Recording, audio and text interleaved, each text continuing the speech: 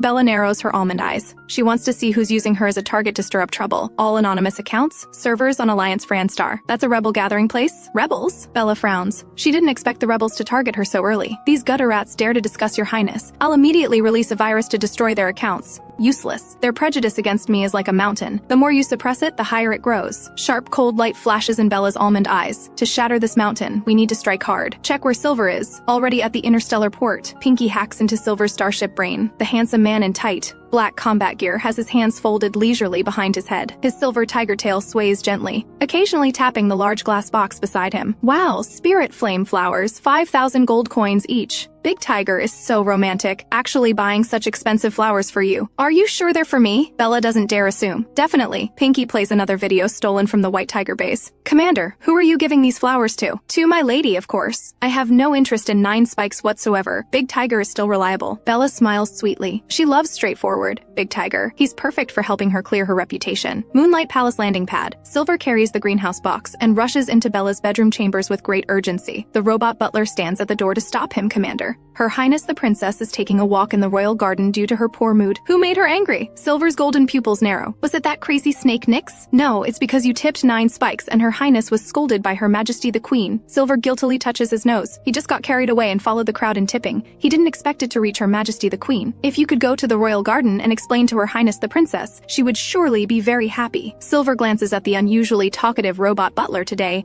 and whirls into the bathroom like a tornado. Half an hour later, a black commander's uniform wraps his sturdy physique. A golden sash runs diagonally from collarbone to waist, each silver button branded with a fierce tiger totem, illuminating his handsome and domineering features. Truly the Empire's war god. Being handsome is basic. Silver puts on his military cap and flies toward the royal garden carrying the flowers. Sunset penetrates the crystal fountain, spilling onto Bella's black satin-like hair. Dense long lashes cast layered shadows on her pale cheeks, her moist black eyes showing faint melancholy. Her fingertips hover above red roses but don't touch them. Silver looks at the melancholy Bella and suddenly stops in his tracks. Bella, posing on the bench, waits in vain for him to call out. Pinky, why isn't he coming over? Holding my finger up like this is tiring. He looks very guilty. Oh no, he's about to leave. Bella quickly looks up at Silver, who's turning away, and calls out with feigned surprise. Big Tiger, when did you arrive? Silver glances at Bella. He feels very regretful. He didn't expect his impulsive tip to 9 spikes would make Bella so heartbroken. He really wants to slap himself twice. Bella bats her long lashes and complains pitifully, do you hate seeing me that much? No. Silver turns his head away. Seeing Bella's tears makes him want to chop himself up even more. I know I did many things to hurt you before. It's natural that you hate me. Bella adjusts her skirt to sit at a 45-degree angle. The women's seduction manual notes this as the angle most likely to trigger guilt. She times the wind speed perfectly and lowers her head, letting 2 teardrops hang precisely on her chin without falling. If you find a woman you like, I can help you be together. What nonsense. The woman I like is you. Silver strides forward, embraces her slender waist, and fiercely seals Bella's small mouth. This annoying little mouth deserves the fiercest punishment. At this moment in the garden, Bella leans weakly against Silver's chest, about to say some sweet words to enhance the atmosphere when distant bushes rustle slightly. Silver charges into the bushes like lightning. Bang! 2 hound men wearing green shirts are thrown in front of Bella. Let's talk nicely, don't be so rough. These are reporters she paid for. What if they get damaged? Your Highness Princess Commander, we're reporters from Galactic Apple Daily. The hound man pulls out a microphone and points it at Silver. Commander, there are rumors that Princess Bella abuses her partners. How do you explain this? You and Her Highness's other partners tipped 9 spikes. Are you looking for her as a new lady? Did Her Majesty the Queen force you to come to the garden for a date with Princess Bella? The microphone nearly pokes Silver's Adam's apple. Silver frowns and pulls Bella behind him. Pinky, what's going on? Why aren't these 2 following orders? Your Highness, these 2 aren't the reporters we bribed. Our bribed reporters were detained by the newspaper. Your Highness, their live stream has hit galactic headlines with over 10 million viewers online. Should I shut down their stream? Shut it down. Bella is about to give the order when Silver suddenly grabs the microphone microphone. The rumors about Princess Bella abusing her partners are all lies. Her Highness and I are deeply in love. Open your damn eyes and watch closely. Before Bella can react, Silver presses the back of her head. Sweet tequila invades her heart and soul. Silver bites her lips with the intensity of wanting to devour her soul. Bella struggles to breathe, accidentally breaking his commander uniform buttons in her struggle. Silver's domineering aura makes Bella dizzy. If she hadn't used the big mouth tentacle to suppress the restless shadows beforehand, she might have gone berserk on the spot. Wow, the commander is such a good kisser. With this level of affection, who would dare say they're acting? Wait, the commander is actually holding spirit flame flowers? Those that grow in mutant beast king lairs, where one flower could buy half a resource planet? I think the white tiger commander is absolutely crazy about Bella. Silver releases the nearly oxygen-deprived Bella, his golden pupils sweeping over the two hound men. Don't interrupt my intimacy with my lady. Silver licks the blood droplet from his lips, carries Bella horizontally, spreads his silver wings, and flies toward Moonlight Palace like a meteor. Before the Star Network crashes, the last trending post floats on the homepage. Whose partner would dare to charge into mutant beast mastermind lairs to steal spirit flame flowers? At Moonlight Palace, Silver throws Bella onto the soft pink chair and loosens her black tie. A trace of panic flashes in Bella's almond eyes. With Big Tiger's posture, does he want to force himself on her? Oh my, she's completely unprepared. Silver removes his black military cap and slams it on the table, the silver tiger pattern between his brows flashing with cold light. You arranged all this, didn't you? The robot butler directing me, posing in the women's seduction manual's most guilt-inducing position, then having paparazzi with royal garden passes come stake out the place. What excellent scheming! Bella's body instantly stiffens. Silver seems carefree, but she didn't expect him to see through her setup. Your Highness, the white tiger commander hates being deceived most. The only plan now is to pounce on him, pin him down, kiss him senseless, then get intimate. That should get you through this. Bella squeezes out a few crystal tears. She decisively stands up and rushes into Silver's strong embrace. I'm sorry, I didn't mean to deceive you. Bella's soft little hands wander over Silver's chest. Silver's throat tightens. He can't help but hold her tight, also pressing down her wandering little hands. Any more touching would be dangerous. I was just afraid you wouldn't agree, so I wanted to act first and explain later. I deceived you. You can scold me however you want. Silver's fluffy ears move left and right. You should have told me about this beforehand. Those two hound reporters clearly had ill intentions. What if they attacked you? You're really bold, going out without guards and staying alone in the garden. Aren't you afraid of danger? Bella looks up in surprise, her moist almond eyes reflecting Silver's worried, handsome face. He's not afraid of being deceived by her, but worried that she might be in danger. This is definitely true love. Pinky is thrilled. Looks like Big Tiger has hope of becoming the first partner to be devoured. Bella bites her lower lip and asks pitifully, Big Tiger, I used to hit and scold you, and often deceive you. Why are you still so good to me? You did hate me before, wanting to chop off my hands and feet and make me die in painful wails. Silver thinks of the days when he was abused by Bella, terrible killing intent flashing in his pupils. But now it's different. You're like a completely different person. You smell sweet and have a good personality. I like it. He can't help but bury his head in her pale neck to sniff, like smelling catnip and unable to stop. Bella shivers. Silver's intuition is too terrifying. Her soul transmigrating into Bella's body. Isn't that exactly like changing into a different person? Suddenly, the shadow in her consciousness twists madly, becoming a skull head and clamoring to destroy Silver. Again, Bella endures the severe pain in her consciousness and controls the big mouth tentacle to forcefully suppress it. What's wrong with you? Silver lifts his head and stares at her intently. She can't get emotional. She needs to quickly send Big Tiger away. Bella glares and scolds unreasonably. If it weren't for you tipping 9 spikes and getting me scolded by Her Majesty, would I need to spend so much effort arranging all this? It's all your fault. The tipping thing was my mistake. I'll have the streaming company return it right now. Silver's face darkens as he takes out his communicator to call Crimson. Bella quickly grabs Silver's arm. It's already been sent. How embarrassing would it be to take it back? The gold coins are in her pocket. Don't think about taking them out again. Are you still angry then? Silver's forehead touches Bella's, his golden pupils round and somewhat innocent. He can even act pitiful. Bella's heart stirs again. She closes her eyes and says against her will, still angry, Leave quickly, I don't want to see you. Silver is stunned, suddenly takes off his commander uniform and returns to his original form. A giant white tiger lies on the ground, his amber eyes with natural black eyeliner looking at her pleadingly, his long tiger tail wrapping around her ankle. Silver rubs against Bella's arm. Last time he transformed into his original form, she was overjoyed. He wonders if this trick still works. It works! Very well! Bella's eyes light up as she buries her face in the white tiger's fluffy fur like a pervert, sniffing hard. Big Tiger feels so good to pet. After the big mouth tentacle forcefully suppresses the skull shadow, it quietly probes into the white tiger's consciousness and gently wipes the dim beast core shrouded in gray mist. Silver's tail curves in a swaying arc. Purring sounds like a kitten emerge from his throat, and his head tilts as he falls asleep. Are you kidding me? Such a good romantic atmosphere, and you're taking a nap. Pinky is about to explode. Useless big tiger. Even worse than the poisonous snake. At least the poisonous snake had several rounds of kissing and touching with her highness. He just kissed twice and that's it. Cute. Bella shows a gentle smile and lowers her head to kiss Big Tiger's round head. As she stands up, sharp light flashes in her almond eyes, like a female general about to go to battle. She connects to the Star Network and says fiercely, "Release the PR accounts. This princess will properly deal with these gutter rat rebels." The male beast complaint wall is usually full of resentful husbands complaining about how vicious their ladies are, but today it stirs up different waves. Did you watch the live stream? The White Tiger Commander and Princess Bella are so loving. No matter how much they act, the fact that partners were abused to gene degradation is set in stone. Which eye did you use to see that it was Her Highness the Princess who caused their gene degradation? Pinky's PR accounts and rebel bot armies fight fiercely. Before long, the rebels are thoroughly defeated by Pinky and flee in panic. Your Highness, their new groups have disbanded, and all new users have fled. Bella clenches her fist.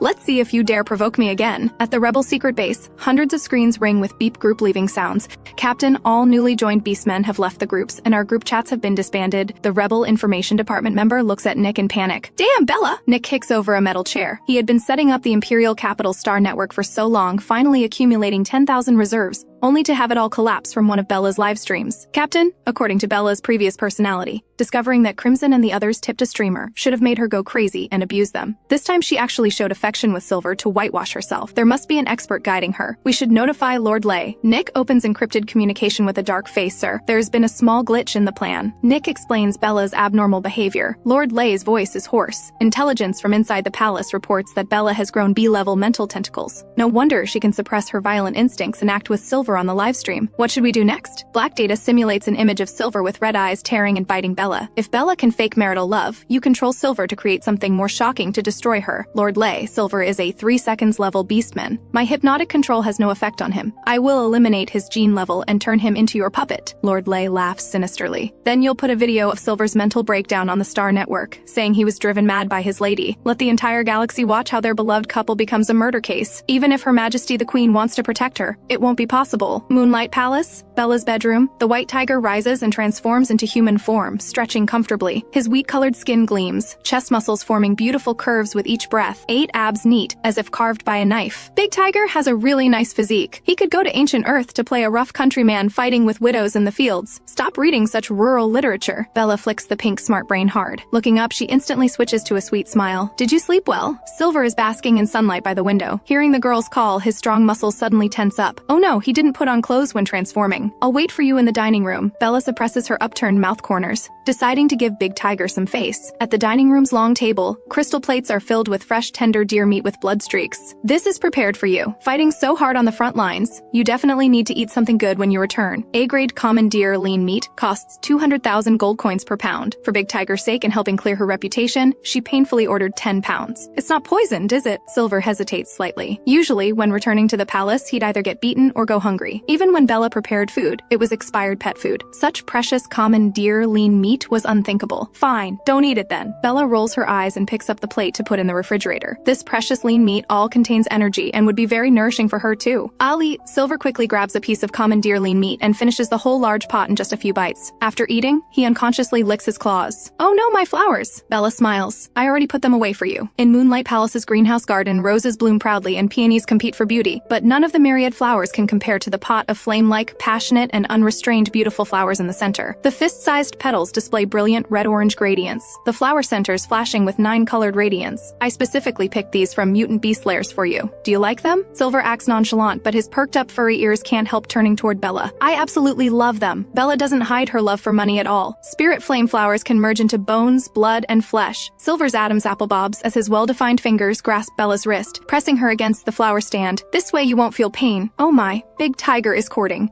Your Highness, go for it. With the atmosphere built up to this point, Bella can't pretend to be clueless. Adults don't need to play games. When the mood is right, just go with it. Her only worry is whether the big mouth tentacle can suppress the shadow's rampage. It's fine. Big Tiger is strong and sturdy with super recovery ability. No matter how wild you get, he can handle it. Bella's heart burns. Alright, devouring Big Tiger isn't out of the question. The breeze carrying floral fragrance blows through her hair strands. The dreamlike beauty makes Silver's golden pupils suddenly contract. The glass conservatory dims. Silver's soft gauze falls around the spacious couch, forming a private space. Agave and cream scents intertwine, permeating the entire conservatory. observatory. Silver's smart brain suddenly flashes red light, Crimson's cold and urgent voice coming through. Silver, where are you? Stinking fox, you better have an emergency or I'll smash your fox den. Silver curses as he leaves the soft couch. 2 low-level female streamers from our company have gone missing. Their last location was Silent Valley. Only 3 seconds-level Beastmen can enter there. Nyx and Azure are on missions and unreachable. Only you can take this job now. Silver's gaze involuntarily shifts backward. If Crimson hadn't suffered gene degradation, he wouldn't need to come begging. Got it. I'll lead a team to investigate. Silver irritably ruffles his hair. As soon as possible, thanks. Crimson hangs up the communication video. Silver sends mission notifications to his combat team, then turns and presses Bella into the soft couch covered with red petals. I really want to put you in my pocket and take you on missions together. Okay, put me there. Bella pets his back like coaxing a child. Big Tiger's clinginess is endless. Silver puts on his jacket and kisses her. Wait for me to return from Silent Valley. Then we'll enjoy the spirit flame flowers together. Silent Valley? Bella's pupils contract as the plot suddenly strikes her. In the book, Silver gets seriously injured in Silent Valley, and videos of him being driven mad by her spread on the Star Network, stirring up overwhelming public outrage. Queen Catherine locks her up, forbidding anyone to approach, which leads to her being trafficked without anyone knowing. Though Big Tiger seems reliable, the plot might still target him. She must go together. Bella hugs Silver and acts coquettishly. Big Tiger, I want to go on missions with you too. Are you kidding? That place is perpetually shrouded in soul-devouring mist. With your F-level physique, you'd be knocked unconscious the moment you enter. Bella stands on tiptoe and leans close to his tense jawline. I won't be. Take me along. If you don't take me, I'll find Nyx. I heard Nyx is nicknamed the Dark Knight Emperor. Even with just double S, he can complete 3 S-to-level missions. He can definitely protect me. Silver forcefully grips her waist, ghostly fire igniting in his golden pupils. You dare try going to him? Bella takes the opportunity to bury her face in his heaving chest. Then take me along. I want to watch you dominate the battlefield approximately. A compromising, frustrated sigh comes from Big Tiger's neck. She knew the domineering Big Tiger definitely couldn't stand her choosing other partners. Half an hour later, a silver warship stops at Moonlight Palace's landing pad. Bella wears a high ponytail, and a sleek black combat suit perfectly outlines her slender figure. Tall, beautiful, and heroic, completely different from her usual delicate image. The cabin door opens, and 10 tall Beastmen warriors in black blast-proof suits salute Silver in unison. These are the White Tiger, warship's strongest special forces beasts, each one A-level. So this is the famous Her Highness the Princess. Energy sparks suddenly explode in the warship corridor as a slightly dark-skinned wildcat woman with a buzz cut emerges. Commander, we're going on a mission, not playing house. Bringing an F-level woman is too much of a burden. Orchid, shut up! Silver says coldly. Don't be disrespectful to Her Highness the Princess. He domineeringly pulls Bella into his arms. My partner is fine, even if her mental power is F-level. Why don't we just go back? Pinky can't understand why the noble princess would take such risks. I won't go back. Bella holds Silver's hand. I promise not to be a burden. Maybe I can save your life at a critical moment. Orchid crosses her arms and says disdainfully, do you think you're Lady Nine Spikes? Ignore her. Silver sits down with Bella in his arms. Her application for Nine Spikes' soothing list was rejected. She's going crazy here. Orchid, be nicer to Her Highness the Princess.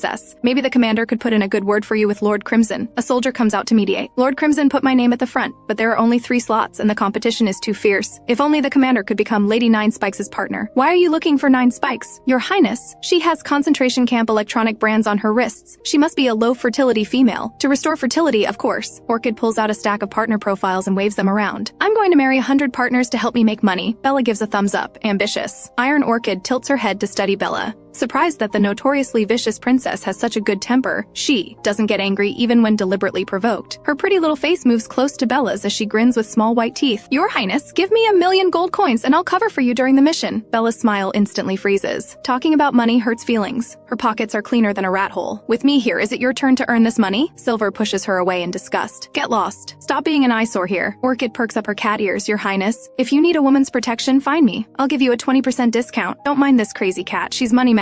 Silver's tail irritably slaps the ground. If he'd known the wildcat was so embarrassing, he wouldn't have brought her on this mission. I thought she liked you. Bella gives Big Tiger a sideways glance. Silver crosses his arms and says proudly yet disdainfully, though many women like me, she's definitely not one of them. Getting proud now? Bella dangerously narrows her eyes and reaches out to pinch Silver's fluffy ears. Don't let me catch you cheating, or I'll skin you alive. She's already fallen for Big Tiger and absolutely won't tolerate betrayal. Silver turns and presses her against the control panel, his tail tightly wrapping around her ankle. Jealous. His canine teeth lightly bite her earlobe, his voice carrying a hint of smugness. Silver's tail straightens, then curls up, the agave pheromones growing stronger. Let's consume the flowers, okay? Dark gold whirlpools swirl in his eyes as his tail travels up from Bella's ankle. Your Highness, we'll reach Silent Valley in 3 minutes. It's inappropriate to consume spirit flame flowers at this time. Bella's face darkens as she grabs Big Tiger's tail and pulls it away. Save your energy. If you can't enter Silent Valley later, Crimson will definitely mock you. Silver's fur instantly bristles. Even if I intimate with you for 3 days and nights, I still have the ability to enter Silent Valley. When we enter the mist later, watch how I tear open space. So handsome it'll make your legs weak. In the warship's armory, Orchid and the 10 Beast soldiers are dressed in black protective gear, wearing gas masks, their bodies laden with weapons and ammunition. No. How to use this? She asks, handing Bella a particle gun. I do, but this suits me better. Bella holsters the gun and turns to pick up a silver-white medical case. Medicine and pharmacology are her true strengths. Well now, impressive, Orchid whistles. Bella nods with a smile. I'll take that as a compliment from the little lynx. Stay close to me. Don't wander off. Silver raises a particle cannon and takes the lead. Bella follows right beside him, carrying the medical case. Orchid is on Bella's left, surrounded by the 10 Beast soldiers as they move out in a triangular formation. It's 12 noon, but Silent Valley is shrouded in darkness. Pinky, can you locate the enemy? The signal is terrible here. I can only detect an anomaly 800 meters ahead, underground. Silver kicks open a rusty iron door ahead, and the team files in. Suddenly, countless yellow plastic canisters drop from the gray ceiling. Orchid raises her hand, firing a stream of bullets. The canisters burst, spewing a thick, green, foul-smelling liquid that sizzles on the floor. I'll shoot the water pipes to dilute it. Orchid aims at a pipe on the wall. Don't shoot! It's filled with metallic sodium. It'll explode on contact with water. Bella, following Pinky's alert, points to a gate in the upper right corner. Shoot that! Orchid pulls the trigger. The particle cannon blasts the gate open, and a powerful negative pressure sucks all the green liquid away. The crisis is averted in an instant. Damn, Your Highness. You're awesome. Orchid gives Bella a thumbs up, her black sleeve mostly corroded. You're hurt. Bella tears away Orchid's sleeve, applies an antiseptic and hemostatic ointment, and wraps it tightly with a medical bandage. Her movements are swift and precise, the whole process taking less than a minute. Orchid is stunned. She never expected the princess to have real skills. Keep moving, Silver gestures. Orchid silently moves closer to Bella, as the 10 Beast soldiers form a protective circle around them and advance cautiously. This damned place is draining our energy fields. We have to end this fight within an hour. A brilliant fluorescent light glows from Silver's furry ears. Pinky suddenly shouts a warning. Your Highness, watch out! A concrete pillar overhead collapses, and a menacing black triangular spike hurtles toward Bella's forehead. Your Highness, look out! Orchid throws her arms out to shield Bella, but the black spike changes direction mid-air, still aimed at Bella. Before Bella can react, the world spins. Silver is holding her, a vicious black spike embedded in his shoulder. That spike is poisonous! Pinky warns. Your Highness, there's a camera. In the upper right corner, a cold light flashes in Bella's eyes. She draws her gun and shatters the camera. In the third-level basement, monitoring room, Nick looks at the communications officer. Why are there 2 women? I don't know who the tall one is, but the shorter one must be Orchid. That lowly woman escaped from a concentration camp and joined Silver's unit. Over the years, she's been destroying camps everywhere, secretly relocating over 300 low-grade women. Dear Princess and Bunny 3 were 2 of them. She's the one who rescued them and set them up as streamers at Crimson's company. Nick's gaze sweeps to a corner where 2 heavily injured low-grade women lie. They are none other than the popular streamers from the Beast Soothing channel, Dear Princess and Bunny 3. Back on the second basement level of the abandoned factory, Bella grabs Silver's arm. This spike is poisoned. We have to treat it immediately. She takes out a poison detection kit. Dabbing it on the wound, the white reagent shows 6 different colors indicating 6 deadly toxins. She then selects the corresponding medicines, places them in a transparent test tube, and her green big mouth tentacle infuses the mixture with life force, instantly creating a pale green potion. Incredible! Orchid gives a thumbs up, her amber cat eyes filled with admiration. To create an antidote for 6 toxins that fast, you must be at least an A-rank pharmacist. Bella brings the pale green potion to Silver's lips. The moment he swallows the potion, the blackened wound instantly heals by half. Silver stares at Bella in shock. Her sweet, creamy scent suddenly has a crisp, reassuring note to it that calms him. Big Tiger's throat bobs, a dark vortex swirling in his eyes. He wants Bella, wants to hold her, to devour her like a strawberry cake. His agave pheromones erupt. Orchid covers her nose and takes 2 steps back. Commander, I know Her Highness is irresistible, but you need to pick a better time and place to go into heat. Silver forcibly suppresses his pheromones. He grabs his particle cannon and growls, "Move out! Let's finish these bastards!" He needs to take Bella back so he can eat his flower. In the dark and terrifying, third basement level, Pinky alerts her. Your Highness, I sense the presence of women in a cell 300 meters to the left. Through a side door, this way. away. Bella leads Silver and Orchid, breaking down the side door. They follow a staircase down to the corner of an underground cell. Inside a rusty, waist-high iron cage, 2 low-grade women are locked up, covered in blood. "Dear Princess, Bunny 3! Orchid rushes into the cage, her hand trembling as she checks for their breathing. Bella suddenly catches the scent of puppet serum in the air. "Watch out!" The moment Bella speaks, the unconscious Bunny 3's eyes snap open, blood red. Her nails grow into metallic blades and plunge into Orchid's chest. "Dear Princess," her eyes also bloodshot, leaps up and sinks her teeth into the Orchid's vulnerable neck. Silver instantly switches to tranquilizer rounds and fires at Dear Princess and Bunny 3. The moment they collapse, the cell floor splits open with a deafening roar. Silver quickly grabs Bella, landing safely on the ground below. Her gas mask falls off, revealing her stunningly beautiful face. Behind the monitor, Nick lets out a cackle. "The Beast God is with me. Bella actually came along. Triple the dosage. I want to see Silver bite." Through her neck, a dark green mist instantly engulfs Silver and Bella. A sharp, bitter taste fills the air. Bella's pupils constrict. It's a highly concentrated dose of mandala alkaloid. Silver lets out a roar of agony, instantly transforming into a giant white tiger. Vicious bone spikes erupt from his back. His silver-white fur turns black, and the pads of his paws become scaled armor covered in barbs. Bella watches in horror as the last glimmer of Silver's consciousness shatters into stardust within his golden eyes. This poison has no cure. The plot really is trying to kill him. "Big Tiger, calm down." Bella cups his massive face with both hands. Her mental tentacles dive into a sea of consciousness, attempting a forced pacification. The great tiger thrashes his head, his fangs slicing open her palms. Bella is thrown backward, her back slamming hard against the floor. The gold in the tiger's eyes shatters completely, turning them blood red. His slitted pupils are fixed on her as his claws pin her shoulders,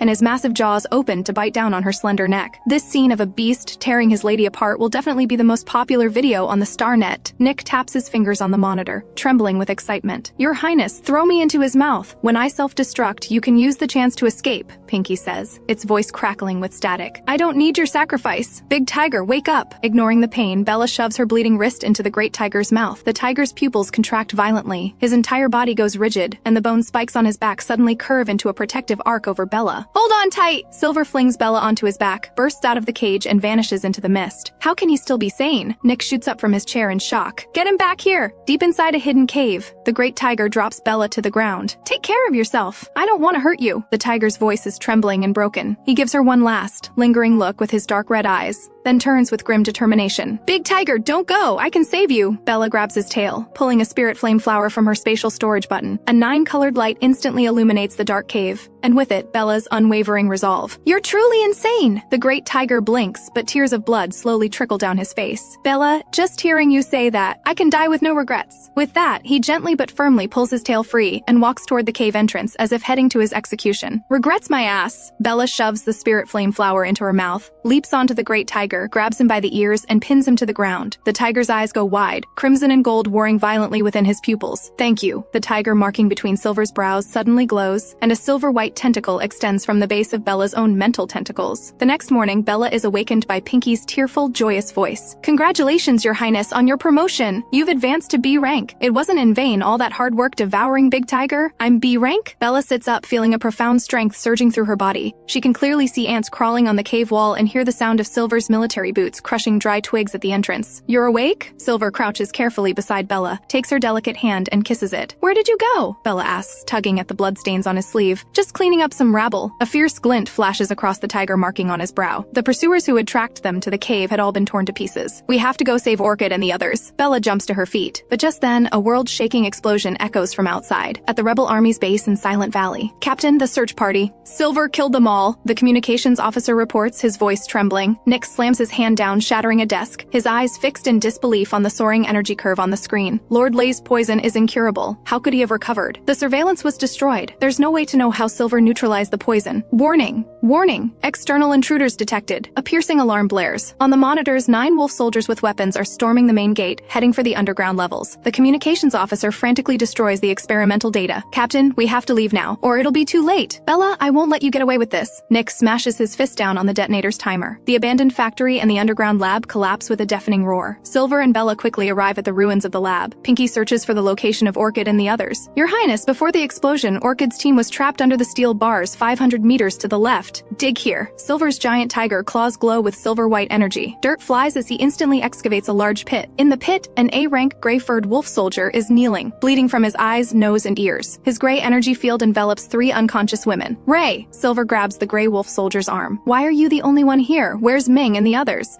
The wolf soldier weakly gets to his feet. Commander, Ming, and the others went after them, toward the abandoned factory. Your Highness, the rebel army has escaped. Pinky displays an image of the rebel army's warship departing. They were lucky to get away so fast, Bella scoffs. Your Highness, please check on Orchid and the others quickly. Bella takes out a medical scanner and uses it on the unconscious Orchid. Big Tiger, don't worry about me. Go save your other soldiers. Silver suppresses his deep attachment to Bella. He tosses his particle cannon to Ray. Guard them. Then he transforms into a bolt of white lightning and dashes toward the abandoned factory. The medical scanner beeps. Bella lifts Orchid's combat suit and freezes. Besides the piercing wound in her lower abdomen, there are 7 hideous, overlapping centipede-like scars across her pelvis. Ray gently holds Orchid's hand, his voice heavy. She got those by deliberately, luring pursuers away to protect the children in the concentration camps. She's incredible. A light of admiration flashes in Bella's almond-shaped eyes as she takes out a medical needle and thread to suture Orchid's wound. Orchid frowns in pain, murmuring in her unconscious state, Ray, the bank card pin. It's the children's birthdays. Transfer the money to the kindergarten. If you dare to die, I'll spend all your money and let those kids starve, Ray says viciously. I'll kill you. Orchid forces her eyes open, then weakly closes them again, but her heartbeat is noticeably stronger than before. A flicker of pain crosses Ray's gray eyes. Orchid made it into the special forces because of her powerful mental abilities. An injury this severe means she can no longer go on missions to earn money. For her, this is a devastating blow. Bella then moves to treat Dear Princess and Bunny 3. One look at them makes her tremble with rage. Their bodies are covered in layers upon layers of lacerations, red marks mixed with dark bruises. It's horrifying to imagine the abuse they've suffered. Bella grits her teeth as she quickly bandages their wounds and prepares to leave. Silver returns, carrying his wounded soldiers. He looks at her guiltily. I have urgent business at military headquarters. I can't go back to the Moonlight Palace with you. Bella pats his strong arm. I'll take them to the Interstellar Hospital and then head back to my chambers. After leaving Silent Valley, Silver rushes to military headquarters. Bella takes Orchid and the others to the Interstellar Hospital before returning to the Moonlight Palace. She sits in front of her smart brain. The thought of the inhuman treatment Orchid and the others endured makes her rage ignite like dry wood doused in gasoline. Pinky, make a video about the rebel army's abuse of low-grade women and post it to the Starnet. I'm going to make them public enemy number 1. Anyone who dares to join them will be despised by the entire network. Yes! Pinky searches for data on the rebels' abuse of females and quickly compiles the video. Your Highness, should I publish it using a marketing account? No, I'm posting it from my own account as Imperial Princess Bella. Your Highness, while Orchid and the others are pitiable, women without value are considered consumables. That's the accepted rule on this planet. You just managed to clear your reputation as a vicious female by showing affection with Big Tiger. Speaking out for them on your main account could easily cause a public backlash. Why the hell should I care if they're offended? Bella raises an eyebrow. By your logic, a defective female with an F-rank constitution like me should also be sent off as a consumable, right? You are the most noble princess of the Empire. How can those defective females compare to you? Besides, you're B-rank now. A genius with 3 mental tentacles. Flattery will get you nowhere. Bella takes off the pink smart brain device and slams it on the table. Let me ask you, if I were still that useless waste I used to be, would you send me off to be a consumable too? Of course not. Even if you were useless, I would take care of you forever, just like how Orchid takes care of those children, Pinky exclaims excitedly. Your Highness will always be my dearest master. If anyone dared to hurt you, I would self-destruct just to take them down. At least you have a conscience. Bella pats Pinky and puts it back on her wrist. Low-grade women are not consumables. Not Orchid. Not any of them should be treated this way. Even if it means making an enemy of every man in the world, I will shatter this twisted and vile worldview. This way, she can also avoid being forced into slavery on the Black Star by the plot later on. Your Highness, I support all of your decisions. 3,000 marketing accounts are on standby. Publish it. Pinky is fired up. Across the network, curious onlookers click on the video. At a rebel army base, an officer smirks lewdly. Defective females with no reproductive ability belong in the furnace. At the Imperial Hospital, Orchid and the other 2 lie on hospital beds covered in blood. In a filthy, stinking concentration camp, the wails of low-grade women rise and fall. In the rebels' underground lab, an old woman with a hero's tattoo on her arm is strapped to an operating table. A lab technician in a white coat cuts into her rotting, festering abdomen and pulls out a mutated, stillborn fetus. The video ends with lines of bloody text appearing on screen. When you say defective females aren't people, while eating the food they grow, wearing the clothes they weave, and enjoying the peace they maintain, who are the real animals? The video instantly gets over 1 million views and shoots to the top of the trending list. In Zone B of the Imperial Capital, 3 levels below an abandoned building, the black-robed and black-hatted Lord Lei sits on a high chair, an electric whip in his hand crackling with blue arcs. Nick is kneeling on a spiked iron plate, his knees bloody. I used a double dose of the neurotoxin on Silver, my lord, but he still escaped. Useless! You can't even kill one male beast in his berserk state. Suddenly, the holographic screen held by a communications officer flashes red. My lord, it's bad. Bella posted a video condemning our treatment of low-grade women women. Now women all over the Starnet are attacking us. Lord Lei's brow furrows. Where did she get this footage? This is all top-secret internal data. Did a traitor leak it? My lord, back in Silent Valley, the advanced AI that Silver brought with him hacked our systems. It might have stolen the data then. Nick struggles to his feet. My lord, we can't let Bella slander us like this, or we'll lose even more potential recruits. That idiot Bella posting a video on her main account. She's practically handing us ammunition. Lord Lei sneers, opens his screen, and sends a video to the communications officer. Deploy the online army. Tear her apart. That evening, at the height of the frenzy, a popular influencer with millions of followers suddenly posts a long message. Some vicious princess is desperate for attention. She's one of the ones who abuses low-grade women herself, and she has the nerve to condemn the rebel army? She should take a look in the mirror. In the video he posts, Bella has her foot on a hamster girl maid. It's bad enough you can't reproduce, but have you lost your mind too? At the same time, the hamster girl herself releases a video, claiming that while working at the Moonlight Palace, she was frequently beaten and verbally abused by Bella. The comment section explodes. I'm so mad. I'm going to register 8,000 more marketing accounts and fight them to the death. Pinky is so furious its CPU is close to overheating. Bella sneers, puts on her mask and switches to her 9 Spikes account. She sends an encrypted message to Crimson. There's no point arguing with these simple-minded people. A real woman deals with them with an iron fist. Crimson's fingertips tap gently on the conference table, his red eyes reflecting the distorted candlelight of the holographic projection. In the Fox clan's sacred realm, a bronze candelabra stretches the high priest's shadow into a menacing monster. His withered, claw-like fingers stroke the fang at the top of his scepter. It is the canine tooth of the very first effective female, a trophy he pulled with his own hands. A mad woman like Bella should be locked in the lowest cage of the breeding camps. How dare she publicly stand up for low-grade women? A cold glint flashes in Crimson's red eyes.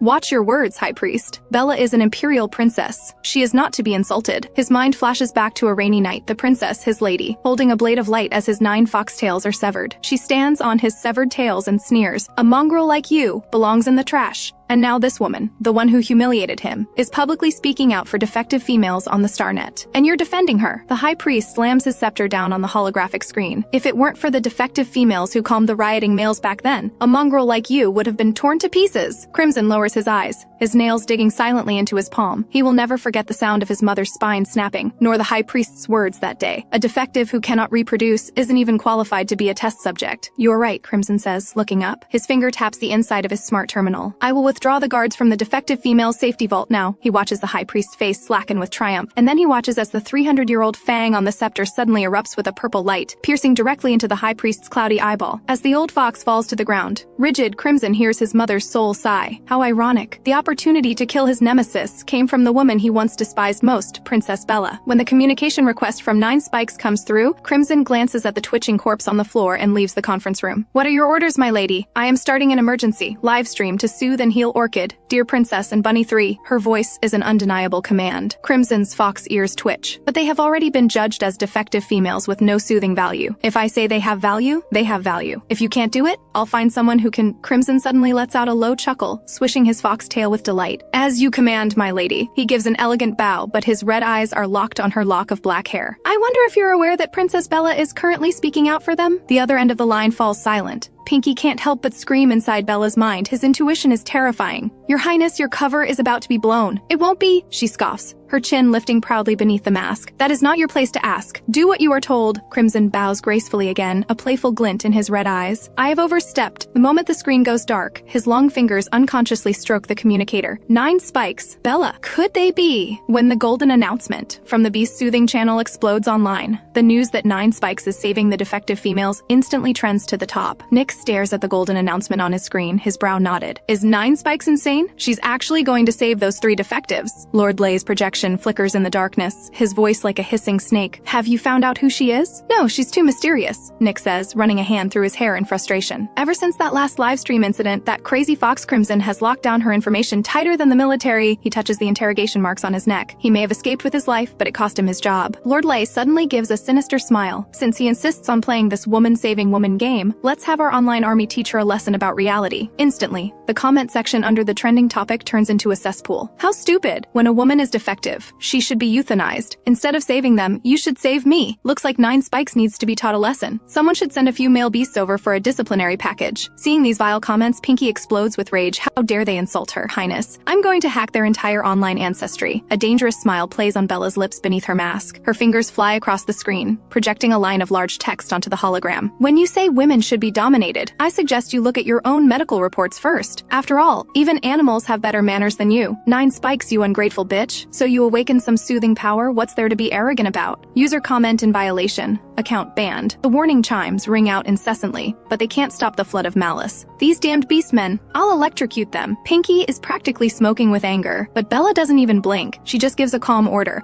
Lock their IP addresses. Notify the guard patrol to bring them in for questioning. Don't let a single one get away. These people hurling insults at her, even if they aren't rebels, are potential recruits. I've sent the addresses to the tribunal. Nix is already on his way with a team. Tremble, you bastards! The Imperial Executioner isn't just a title. If you fall into Nix's hands, you'll be skinned alive. If you're lucky, the live stream reminder chimes. Pinky's cursor blinks on Bella's retina. A holographic projection of Bella in her new look descends into the live stream room. The viewer count instantly soars to 10 million. Orchid and the other two are wearing holographic helmets, convulsing in regeneration tanks. Blood seeps from the stump of Deer Princess's broken antler. On Bunny 3's right cheek, charred flesh reveals the white of her gums. The worst off is Orchid, her abdomen wrapped in pus-soaked bandages, her reproductive cavity covered in scars. A waterfall of comments floods the virtual screen. What a waste of regeneration fluid on defective woman. Better to give it to soldiers. A Tiger Clan woman next door killed herself after losing her tail, but these three have no shame. Bella's finger swipes across a blood-red pinned comment from the current leader of the Deer Clan, Cameron. I implore you to stop the treatment. Let them return to the beast god's embrace with dignity. The number of likes is skyrocketing by tens of thousands per second. How can they do this? Pinky is about to cry from anger. Most of the money Deer Princess and the others earned from streaming was sent back to their tribe to improve the children's lives. And now their own people betray them and demand they give up treatment. What a warped worldview. Bella watches the comments, her expression cold. On the surface, this beast world reveres females. A woman can take countless husbands to support her, but in reality, it has forged the concept of procreation into a law of survival. Women are forced to internalize this system to earn their place, becoming numb even when they see their own kind being tortured. Enough talk. Let's begin the soothing. The moment Bella's tentacles pierce through, the dark energy coiling inside Orchid and the others coalesces into fangs and bites at her mental power. Her fury is completely ignited. This parasitic cancer feeding on their flesh is the same energy that destroyed her second sister's fertility. So you used the same trick to harm my entire family. Too bad for you, you've messed with the wrong person today. Bella's almond eyes are sharp with killing intent. Today, she will use her tentacles to crush the rebel army's conspiracy. Her purple snake fang tentacle senses its master's rage and expands wildly into a giant python, ferociously devouring the chaotic energy within the three women. At the Imperial Hospital's emergency center, a blurry black figure evades the soldier's sight and slips into the critical care unit. Just as he is about to toss a microbomb into the regeneration tank, a red cord crackling with electricity binds him tightly. He twists his head in terror and sees a devastatingly beautiful face. Crimson? Isn't he on Foxtail Star? What is he doing here? Crimson reaches out, rips off the figure's mask, and sneers. Nick. So you were the traitor after all. A dark gold light flares, and Crimson instantly snaps all 4 of his limbs. Nick lies on the ground, his arms and legs twisted at unnatural angles. His dark gold pupils warp into a black vortex,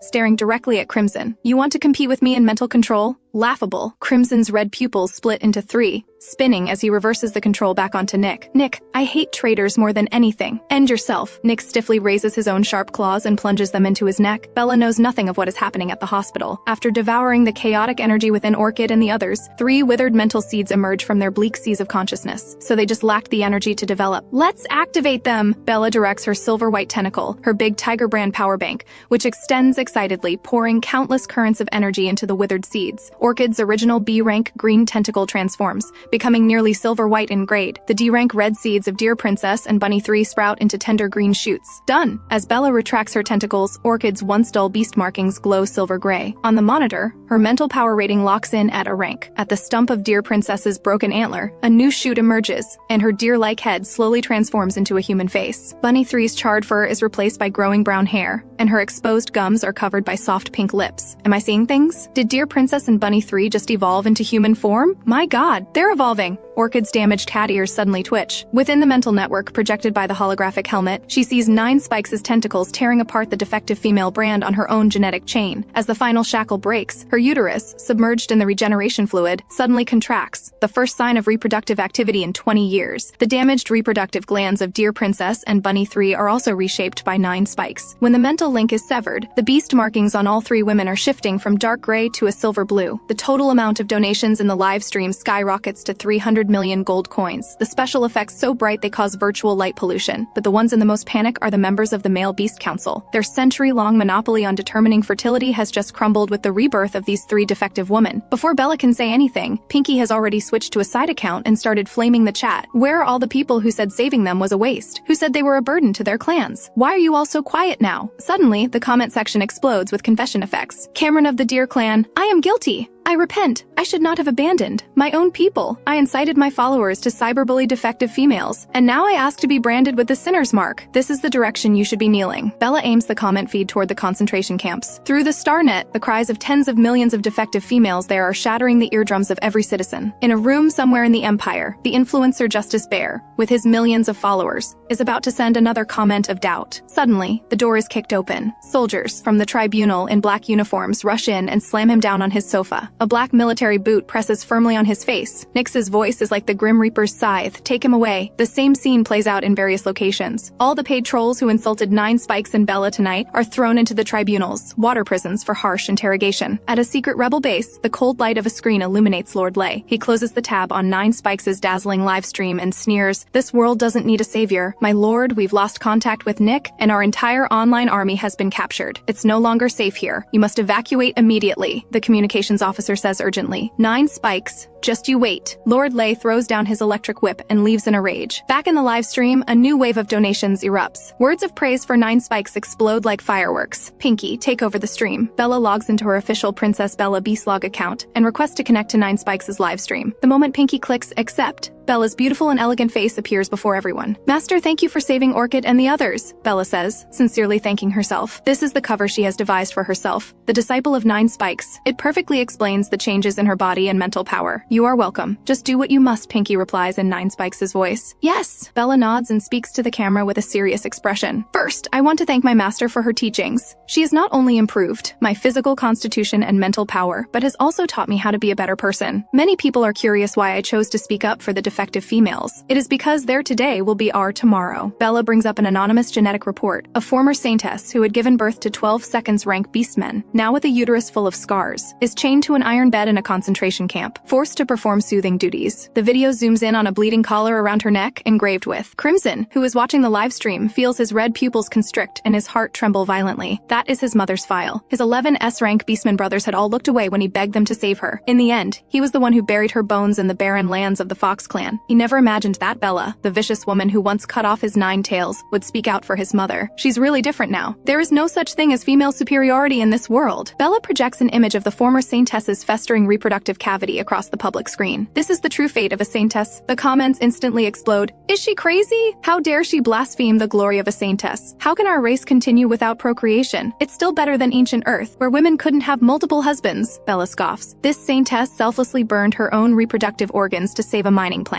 And in the blink of an eye, you turned a hero into a soothing machine. You have the nerve to talk about glory? From ancient Earth to the beast world, the only thing that's changed is the shape of the chains. If I don't speak for the low-grade and defective females today, then tomorrow, all women will become commodities with a price tag. Well said, Your Highness. Pinky excitedly activates the live stream's special effects. A billion stars shower down on Bella's beautiful face. This broadcast has finally torn open the bloodiest truth of the beast world. So-called female privilege is nothing more than a survival trap meticulously designed by a patriarchal system. The starlight illuminates millions of stunned faces. In a cell deep within the concentration camp, a one-armed man sits before a screen, frowning at 9 Spikes' live stream. Behind him, a dozen withered defective females suddenly begin to cackle. A gravelly hiss scrapes from their severed vocal cords as their broken tails beat against the ground, drawing Bella's name in the dust. The guard sees a flash of his own mother's face. Her eyes open in death. The bone whip in his hand hangs in the air, but he cannot bring it down. But the most shocked are the women lining up for genetic screening at the fertility centers. A pregnant Leopard Clan woman suddenly rips off her monitoring device. Her Wolf Clan partner roars, "Are you trying to violate the eugenics law?" She bares her claws and sneers. "Even if my daughter is born a defective woman, I will raise her for the rest of my life." Under the starlight, Bella smiles as she watches the real-time data stream. The soaring curves of the awakening rates are tearing a hole in the dark sky of the beast world. Under the same starry sky, Crimson leans against a railing, a half-smoked cigarette held between his slender fingers. He takes a slow drag, the beauty mark by his eye glowing blood red in the moonlight. His enchanting face is steeped in a deep melancholy, as if he might crumble into dust along with the falling ash. He thinks of Bella speaking out for the defective females, and his heart stirs for no reason. It feels as if someone has gently taken hold of it. He looks up at the vast night sky, and for the first time he sees a flicker of warm light in the endless darkness. In her chambers at the Moonlight Palace, Bella closes the live stream and sips lemon water while browsing the starnet, seeing women spontaneously forming support groups. A smile touches her lips. A single spark can start a prairie fire. Now, even if the plot forces me to the Black Star, I won't be without allies. Your Highness, a group of Imperial officials tried to shut down your stream just now, but Queen Catherine herself stepped in to stop them. She has also sent you an invitation, hoping you will join her for tea at the palace tomorrow afternoon. Help me reply. Thank her for her kindness, but explain that for certain personal reasons, I cannot reveal my identity at this time. Understood. Also, the Imperial Research Institute has invited you to be a lecturer again. They are offering very generous terms. Not interested. Bella refuses flatly. The 10 great noble houses of the Empire have increased their dowry offers again. They only ask that you choose a high-ranking male from their clan as a partner, even as a secondary consort or just a lover. No, those noble houses are the worst. They only see profit, not people. I don't want to get involved in that mess. Bella waves her hand dismissively. How many of those keyboard warriors that Nyx arrested were rebels? About 2/3 were rebels. The rest were just trolls, running their mouths. But after Nyx was done with them, I doubt they'll ever spew filth like that again. What about that influencer?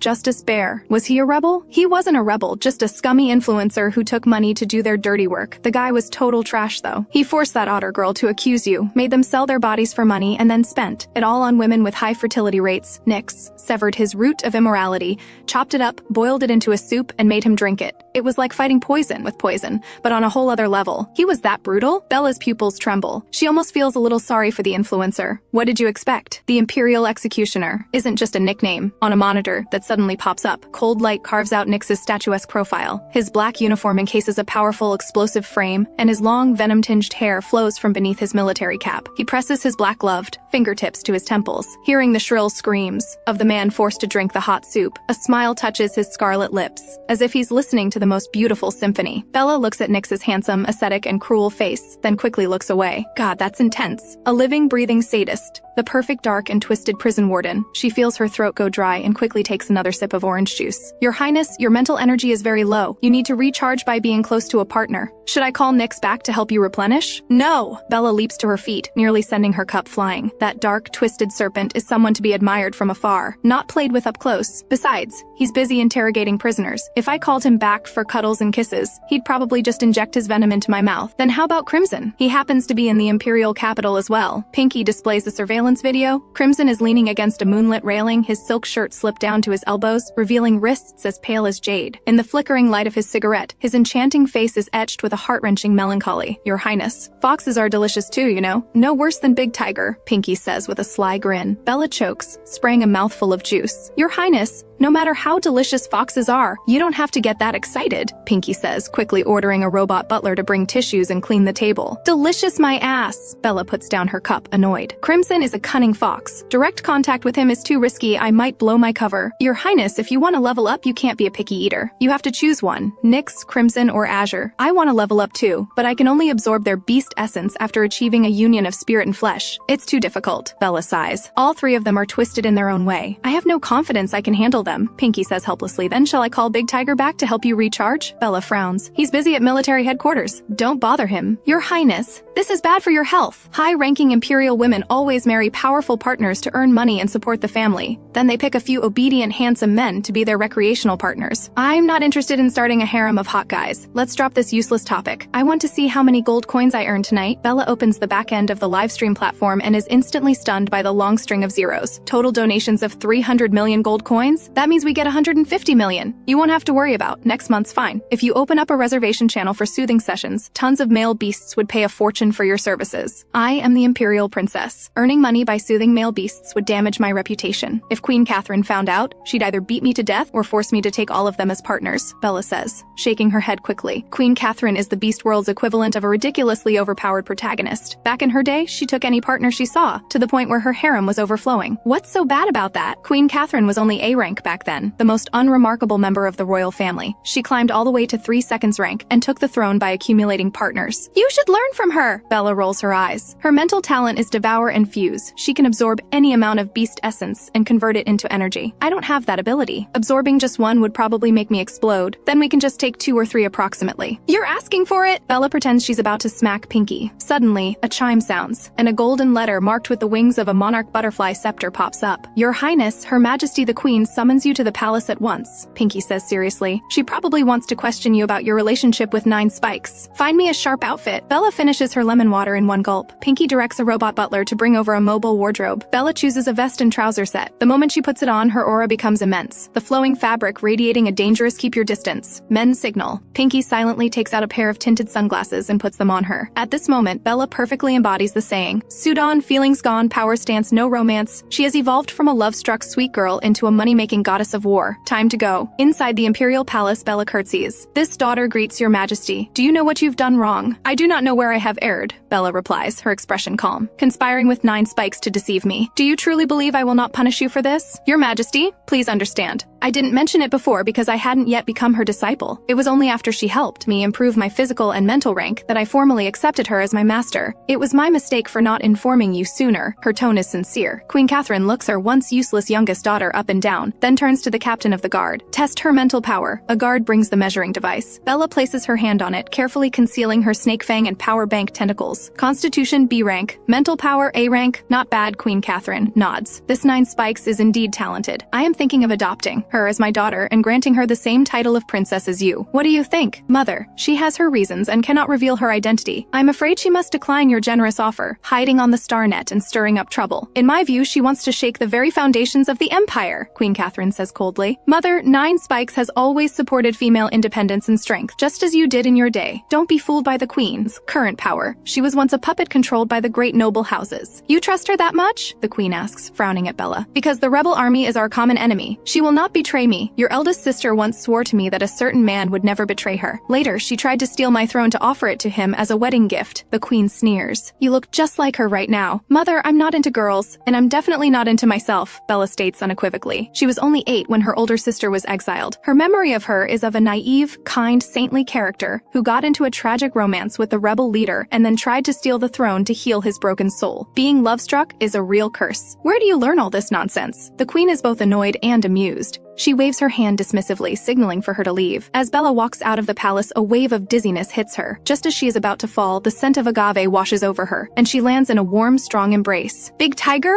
What are you doing here? Bella looks up, surprise sparkling in her eyes like stars. Silver's voice is deep. I heard at headquarters that the queen had summoned you, so I rushed over. She didn't punish you, did she? My mother didn't punish me. I'm just tired. Bella's voice is soft and sweet, like a kitten asking for affection. You should have waited for me tonight before you condemned the rebels. Silver pulls her tighter into his embrace, draping his warm military jacket over her shoulders. They're a pack of mad dogs. You slap them in the face, publicly. I'm afraid they'll bite back. Oh, stop nagging, my head hurts. Bella clings to him like a soft, sticky rice ball. Silver's voice is hoarse. Come on, I'll take you home. As he carries her to the hover car, his arms tighten unconsciously, as if he were holding a fragile treasure. Morning light spills from the dome of the Moonlight Palace as Bella opens her eyes. Silver's warm palm rests on her feverish cheek. I have to return to the Black Canyon base soon. I don't know when we'll see each other again. Bella grabs his wrist, her amber eyes wide with surprise. But you took a week off. I found something in Silent Valley. I need to go back to Black Canyon to investigate. Silver's expression turns grave in an instant. All right, Bella buries her face in his chest. If it's to deal with the rebels, then I won't keep you. Silver toys with a strand of her soft hair. I've already spoken with Nyx. He will protect you while I'm gone. What? Bella shoots up like a kitten whose tail has been stepped on. When did you two discuss? The thought of Nyx's cold, handsome face sends a shiver down her spine. The last time we met, he said he wanted to turn me into a specimen. How can you leave me with him? He was willing to kiss you. What's there to worry about? Silver says sourly. That serpent usually smashes a teacup on the spot if someone else has even touched it. Awkward. The tips of Bella's ears turn bright red. How did you know I kissed him? I smelled your scent on him. A flash of jealousy crosses Silver's golden eyes. Jealous already? Bella gives him a sidelong glance. You're asking him to guard me. Aren't you worried that he and I might? Silver wraps an arm possessively around her waist. I am your first partner. Last time, when I soothed Azure, you got angry and stormed off. Are you really okay with this now? She looks into those eyes, which seem to shine even brighter with jealousy, and suddenly finds this ruffled, big tiger in her arms more adorable than ever. It's impossible not to be jealous, Silver sighs, but your safety is more important. Oh, big tiger, you're the best approximately. Bella's voice is as soft and sweet as honey.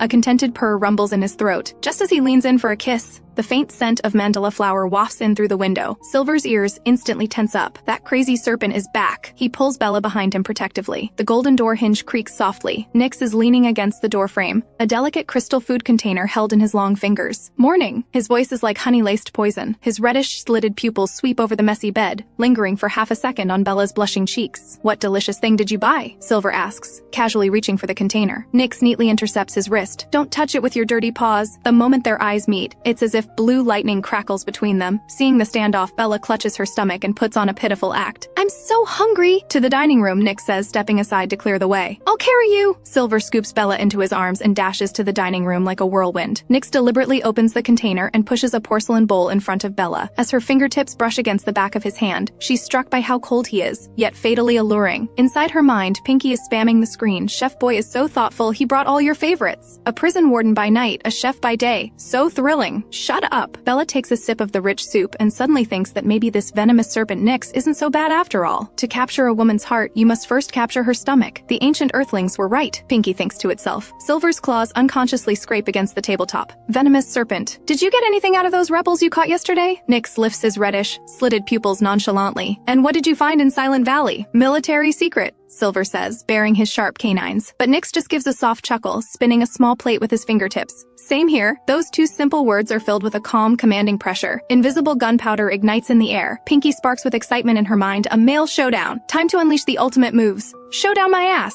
Bella grabs Silver's tense arm, only to be pulled into his embrace. "Come help me pack." Silver holds her waist possessively, his chin held high. As they walk past Nyx, his beast ears stand up proudly, and his tail even flicks provocatively against Nyx's hanging black hair. But Nyx merely lifts his cup for a sip, completely unfazed. Childish. Bella pinches Silver, but as she turns, she meets Nyx's ambiguous, half-smiling gaze. The venomous serpent dabs his lips with a napkin. "Have a safe trip. I won't see you out." A provocation! A blatant provocation! "You damn snake!" The white fur on Silver's ears stands on end as silver lightning crackles between his claws. Nyx scoffs, a smirk on his scarlet lips. A dark blue miasma flows from his black hair and collides with the lightning in midair with a deafening crash. Bella stumbles back half a step, a classic cringy dance-off scene flashing through her mind. "I'm begging you, please stop fighting." The murderous atmosphere suddenly becomes comical. "Your Highness, just ignore. Male beasts have to fight their brains out to win a female's favor." Makes sense. Bella returns to the table and pops a shrimp dumpling into her mouth. "Take it outside. Don't get blood on my food." So childish. Silver's tail freezes midair. He says haughtily, "Well, I'm not barbaric like a certain stinking snake." Nyx scoffs. "Better than a stupid cat who can't even protect his own prey." Silver shoots Nyx a death glare. Before the serpent can react, he sweeps Bella into his arms and carries her into the bedroom. He gently sets Bella on the edge of the bed, his head hung low like a great tiger caught in the rain. "That damn snake is so annoying. I wish I could shrink you down and carry you away in my pocket." Bella reaches out and ruffles his fluffy hair. "Then how about I go with you to the Black Canyon base?" "No!" Big Tiger looks up sharply. "It's too dangerous there. The mutant beasts have been going crazy lately. I can't let you risk it. Then I'll make Nyx move out, so you don't have to be jealous every day." "That won't work either." The tiger marking on his brow furrows. "The rebels are definitely going to target you next. You need a partner to protect you. The serpent might be crazy, but he's very good at protecting people." "Then what is it that you want?" Bella crosses her arms, feigning annoyance. Big Tiger's ears droop pitifully, his tail sweeping limply across the floor. I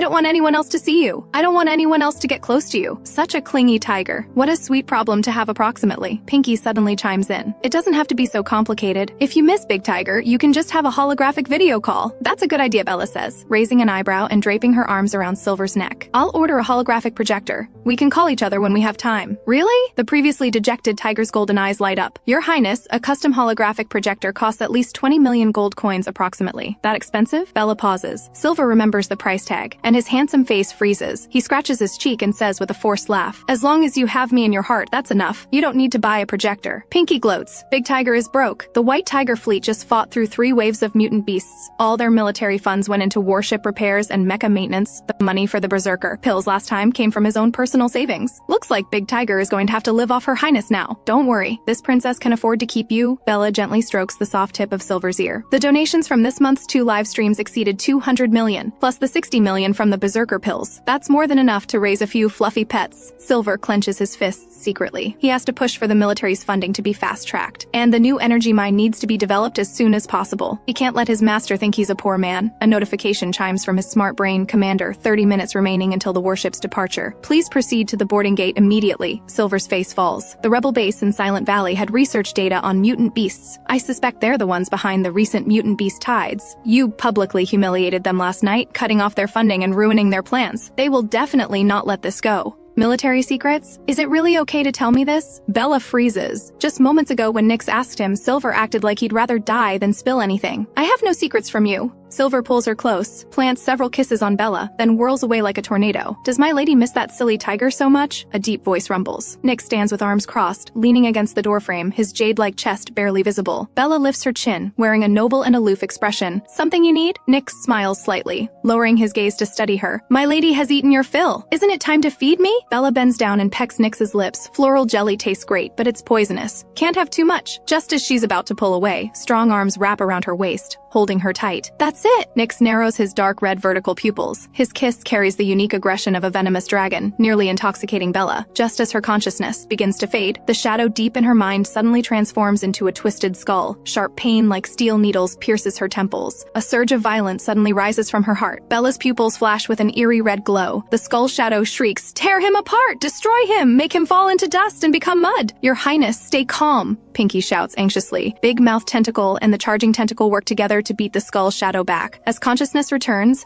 Bella is horrified to find herself tormenting Nyx. Blood seeps from the corner of his mouth, his face pale, scratches bleeding on his shoulder. Nyx half closes his eyes, his hoarse laughter mixed with breathiness. "My lady is still so wild. I didn't mean to." Bella wants to slap herself. She doesn't understand why every time she recharges with Nyx, she acts like a maniac, scratching and biting until she draws blood. Nyx wipes away the blood with his fingertips, his crimson vertical pupils fixed on Bella. "Is something in your mind controlling you? How do you know?" Bella freezes in place. She hasn't even told Silver about the shadow in her mind. Nyx taps his neural interface with slender fingers, and a blue holographic screen lights up. The werewolf Nyx head floats in pale green formalin. "This gift Crimson sent last night helped me dig up some interesting information. The rebel army tampered with you during your adult evolution. They used special mutant beast toxins to create poison. Not only did it make you fall to F grade, but it also gradually erodes your sanity, turning you into a violent, angry madwoman." Bella clenches her fists, nails nearly digging into her palms. "Can you find out which mutant beast toxin it is?" This was an accidental discovery for them. They can't create an antidote either. It's definitely the damn author's plot device. No wonder she can't solve it. Bella looks pitifully at Nyx. "I'm sorry. I really didn't mean to hurt you before." Images of the original soul's mad torture of her partners flash through her mind. The merman's severed ears bleeding, the white tiger covered in wounds, the venomous dragon's scales mottled, the red fox's 9 tails sawed off, the swan's voice shattered. These cruel memories make her struggle to breathe, wanting nothing more than to crush those damn rebels. Nyx lowers his gaze, thick lashes casting shadows like little fans, hiding the churning emotions in his crimson vertical pupils. He remains silent for a moment, finally speaking. "When did you first notice the toxin in your mind?" "After the last time we recharged." Bella hangs her head dejectedly. "I always feel something deep in my consciousness is controlling me, but no matter how I check, I can't detect it." Nyx narrows his crimson pupils, voice dropping extremely low. "When you intimated with that silly tiger, did the toxin flare up?" He deliberately emphasizes silly tiger, betraying a sourness he won't even admit to himself. "A little bit, but it's more intense with you." "What about with the merman?" Nyx's voice grows colder, jealousy gradually filling the air. Bella shakes her head. "Last time I helped soothe him, it didn't act up at all. At the time, she only wanted to change the plot where the merman would be eliminated, completely unaware of the shadow in her mind." As Nyx fires question after question, data on the holographic screen jumps wildly. Crimson the red fox having his 9 tails severed, Seville the swan being force-fed mute poison,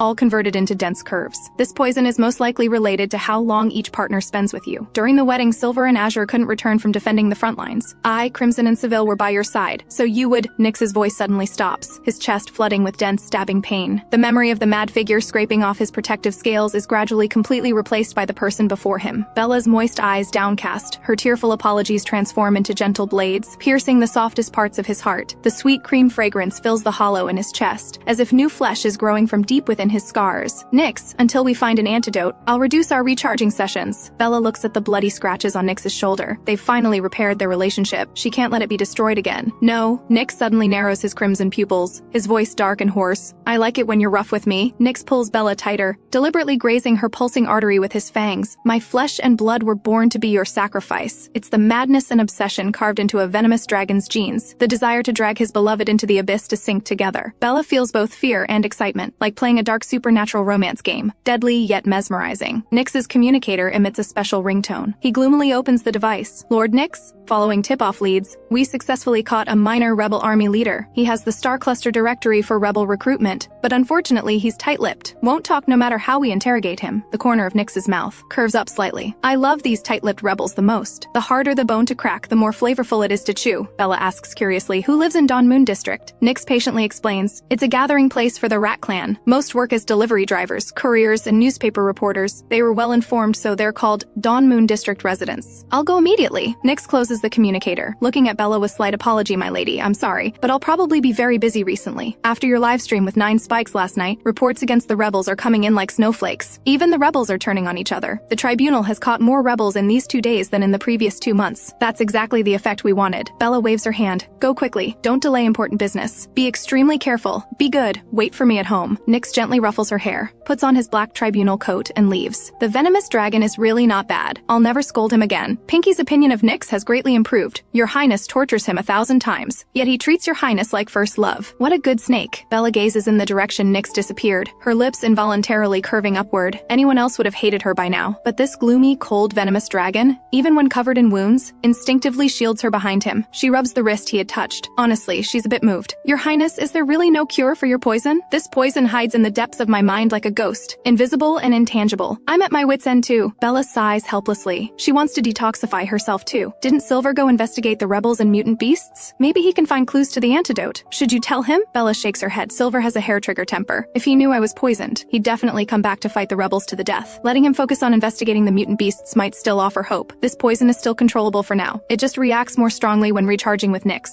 I'll just be more careful next time. I'll keep an eye on Silver and report any developments immediately. By the way, help me find which brand of video communicator is good. Bella remembers promising to video call Silver. The Jackson brand, produced by Snow Lily Corporation, has extremely high ratings. Originally 25 million, now on sale for 22 million gold coins. Fine, let's get this model. A true rich woman never hesitates. Bella buys 2 units in one go, one sent to Moonlight Palace, the other to Silver's base in Black Canyon. 44 million gold coins gone just like that. Bella feels like a chunk of flesh has been carved out of her, gasping from the pain. Make money! Make money! She clenches her fists and storms into the pharmaceutical lab, stuffing berserker pill materials into the extraction device. 3 tentacles excitedly whip the medicinal materials, and the drug essence transforms into crimson berserker pills in the blink of an eye. Before evolution, she could make 5,000 at most. After upgrading, refining 10,000 is like child's play. The lab quickly fills with medicinal fragrance. Bella packs the berserker pills into boxes, then suddenly collapses into a chair. Cold sweat slides down her neck into her collar. Soreness seeps out from her bone marrow, making it difficult to even lift a finger. Your Highness, your physical constitution can't match S-level mental power. You must find a way to improve your constitution. You've only had Silver once, and you're already totally exhausted. Like hell I am. This is just normal physical fatigue, okay? Your Highness, I'm serious. You really need to improve your constitution. Once there was delicious snake right in front of you, but you didn't treasure it. Watch fewer dramas and do more work. Bella rolls her eyes. Quickly help me make a business plan. Think about how to let everyone in the galaxy buy cheap and effective berserker pills. If their mental power stabilizes, they'll have no excuse to torment others. Your Highness, if you release news about the regular version of berserker pills, the Empire's top 100 pharmaceutical companies will definitely beg to cooperate with you. I don't want to cooperate with them. They only see money, and their hearts are completely black. Bella purses her lips. I'm looking for the galactic version of an affordable store. Bella can't compromise her principles for profit. Help me find suitable candidates to cultivate. 300 suitable candidates. Highly recommend Rat Clan A-level male Jackson, known in the underworld as Money Mouse. The video communicator you just ordered is his product. Plus his surfing alt account 9ant Mouse is your die-hard fan. What? 9ant Mouse is actually male? No wonder every comment can shatter male egos. His background is special. His father, Golden Fur, was once a renowned powerful male of the Rat Clan. After becoming clan leader, he married all 9 sisters from the White Rat family in one go. But among the 9 sisters, only the youngest, Celeste, was fertile. For Celeste's sake, Golden Fur didn't hesitate to challenge the entire Beast World's concepts, insisting that her 8 sisters live normally within the clan. As a result, one day Celeste suddenly disappeared, and Golden Fur was assassinated. The Rat Clan fell apart under suppression from various factions.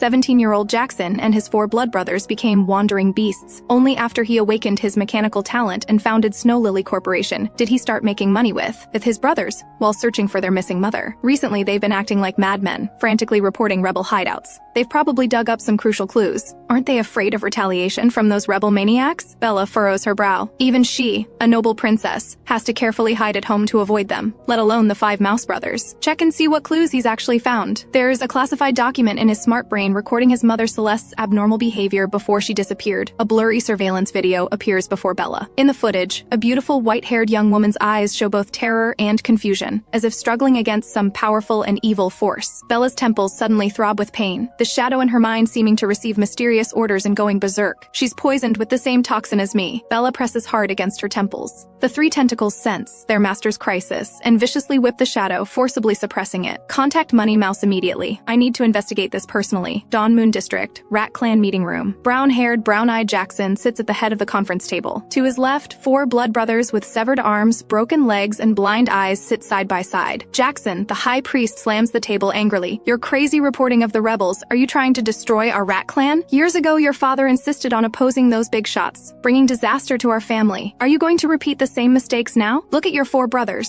How miserable they are because of your obsession. The four mice instantly bristle. You old fool. What do you know? Jackson is doing the right thing. We'll always support him. The meeting room erupts in chaos. Jackson looks at his blood brothers' broken bodies, a flash of struggle and confusion in his eyes. Over these years, they've sacrificed so much searching for their mother. Is it really worth it? Just as he's about to be crushed by the heavy pressure, his communicator suddenly rings. Princess Bella's holographic image appears before all people. She stands tall, her face stern and cold, radiating an innate noble aura. Regarding the rebel issue, I want to talk with you personally. Everyone erupts in uproar. The high priest suddenly drops to his knees with a thud. Your Highness, please persuade Jackson not to fight the rebels anymore. This is pushing our entire Rat Clan into a fire pit. Pinky, check their backgrounds. A high-definition video suddenly pops up. The high priest and several rat elders secretly meeting with rebels, trading information about the five mice brothers' whereabouts. Anyone else want to add drama? Bella's gaze sweeps over the trembling elders. You backstabbing old fool! Jackson's face turns ashen. He waves his hand, having security drag them all to the tribunal. Thank you for your help, Your Highness. His brown eyes show crazy worship. 3 minutes on screen and she's already helped him clean house. This boldness, these methods, truly worthy of being 9 Spikes' star pupil. Just a small matter. Bella glances at Jackson, however. I need all the information about your mother's poisoning and disappearance. Jackson lowers his eyes. I don't know what you're talking about. Really? Bella directly shows the surveillance footage she just watched. I've seen the same condition as your mother. She also disappeared. Jackson remains silent for a moment, then pulls out a thick stack of documents from his personal space. Over these years, besides my mother, many high-class women from tribal families opposing the rebels have also disappeared. All clues point to a sealed space called the Rotting Hive. That's mind-devouring nightmare spider territory. What is the mind-devouring nightmare spider? It's a massive mutant beast that can secrete special toxins. Once invaded by its toxins, victims have their minds controlled, becoming puppets for it to manipulate. The shadow in Bella's mind twitches twice, as if saying that place is its happy homeland. Complex emotions churn in Jackson's eyes. The Rotting Hive has a harsh environment, perpetually shrouded in acid rain and toxic fog. Ordinary people can't survive more than half an hour inside. Moreover, this hive forms its own space and changes coordinates every year. I spent a full 5 years determining that this year it will appear in Southwest Misty Swamp. My brothers and I have already decided to venture inside and see if our mother is there. Bella raises an eyebrow. Merchants should honestly make money. This kind of dancing in toxic fog and arm wrestling with mind-devouring nightmare spiders. Leave that to the professionals. Jackson suddenly looks up. You mean nothing. That's all. Bella doesn't wait for Jackson's follow-up questions and snaps off the video connection. She takes out 5 special berserker pills and instructs Pinky to send them to Jackson. His 4 mouse brothers were poisoned with drugs, which is why they can't repair their physical disabilities. This medicine is exactly what they need. Got it. Pinky arranges for a robot to send the package. Your Highness, you are not thinking of personally going to the Rotting Hive, are you? Yes, only by going personally is there a chance of finding the antidote formula. The Rotting Hive is so dangerous. Why not ask Silver to go with you? Silver is a 3 seconds level war beast with lightning abilities. He can definitely protect you. Bella taps the table with her fingertips and nods. Check where Silver is now. Pinky secretly hacks into Silver's warship. Silver is breaking through the beast wave, fighting solo toward the mutant beast nest. He just needs to take out their main brain to win. Your Highness, it's only been 10 days since the last beast wave at Black Canyon. Normally beast waves occur every 6 months. They shouldn't come this quickly, otherwise Silver wouldn't have skipped his leave to return and accompany you. Bella stares at the dense beast wave records on the holographic screen. They deliberately attacked the base while Silver was away. Mutant beasts have no intelligence. The rebels must be directing them from behind. A cold glint flashes in Bella's eyes, and the shadow spot in her mind seems to burn even more painfully. The rebels' method of controlling mutant beasts must be related to the mind-devouring nightmare spider. Your Highness, Silver has to repair the base and definitely can't return. How about you go next time? Bella shakes her head. The Rotting Hive changes location every year. If we miss this year, it's hard to say if we can find it next time. Moreover, she only has 5 months left before the plot sends her to the Black Star slave market. To avoid the deadly ending, she must find the source of the poison. The Rotting Hive is a must-go. Your Highness, if Silver can't come, then find Nyx. He's one of the Empire's strongest war beasts. Even with his genes dropped to 2 seconds, his combat power is still ceiling level. With him as escort, there'll definitely be no problem. Bella inexplicably feels guilty. I don't know if he's available. Nyx always gets hurt when he's with me. I haven't figured out how to compensate him yet, and now I'm asking him to accompany me to such a dangerous place. I feel a bit embarrassed. Imperial Tribunal. Lord Nyx, the interrogation results are in. The rebels plan to abduct 10 high-level women and send them to the rotting hive. Nyx unconsciously rubs the edge of the light screen with his fingertips, pausing on the mind-devouring nightmare spider data, a special mutant beast that can manipulate prey. Could Bella's shadow spot be related to it? Sir, should we notify these 10 women's families to strengthen protection? No need. Watch them closely. Kill the rebels the moment they show up. Yes, sir. Your foster father Director Simon invites you to dinner. Refuse. If he asks for a reason, what should I say? Frost asks cautiously. Tell him I need to go home and make dinner for my lady. Frost's eyes widen. When did Lord Nyx become so close to Bella? Could the lady he's referring to be someone else? Nyx sees through Frost's thoughts at a glance. My only lady is Bella. Next time you have such unnecessary questions, I'll cut out your tongue. Moonlight Palace dining room. Bella pushes open the carved wooden door to see Nyx placing the last dish on the table. Nyx, you can actually cook? Bella looks utterly incredulous. Nyx smiles lightly. I've been wandering since childhood. To survive, I had to learn everything. Cooking is just a small matter. He pulls out the carved dining chair, gesturing for Bella to sit. After dinner, Bella slumps contentedly against the chair back. Nyx suddenly leans forward. My lady, it's time for toxin desensitization therapy. What therapy? Bella looks completely confused. Nyx places his slender index finger on her lips.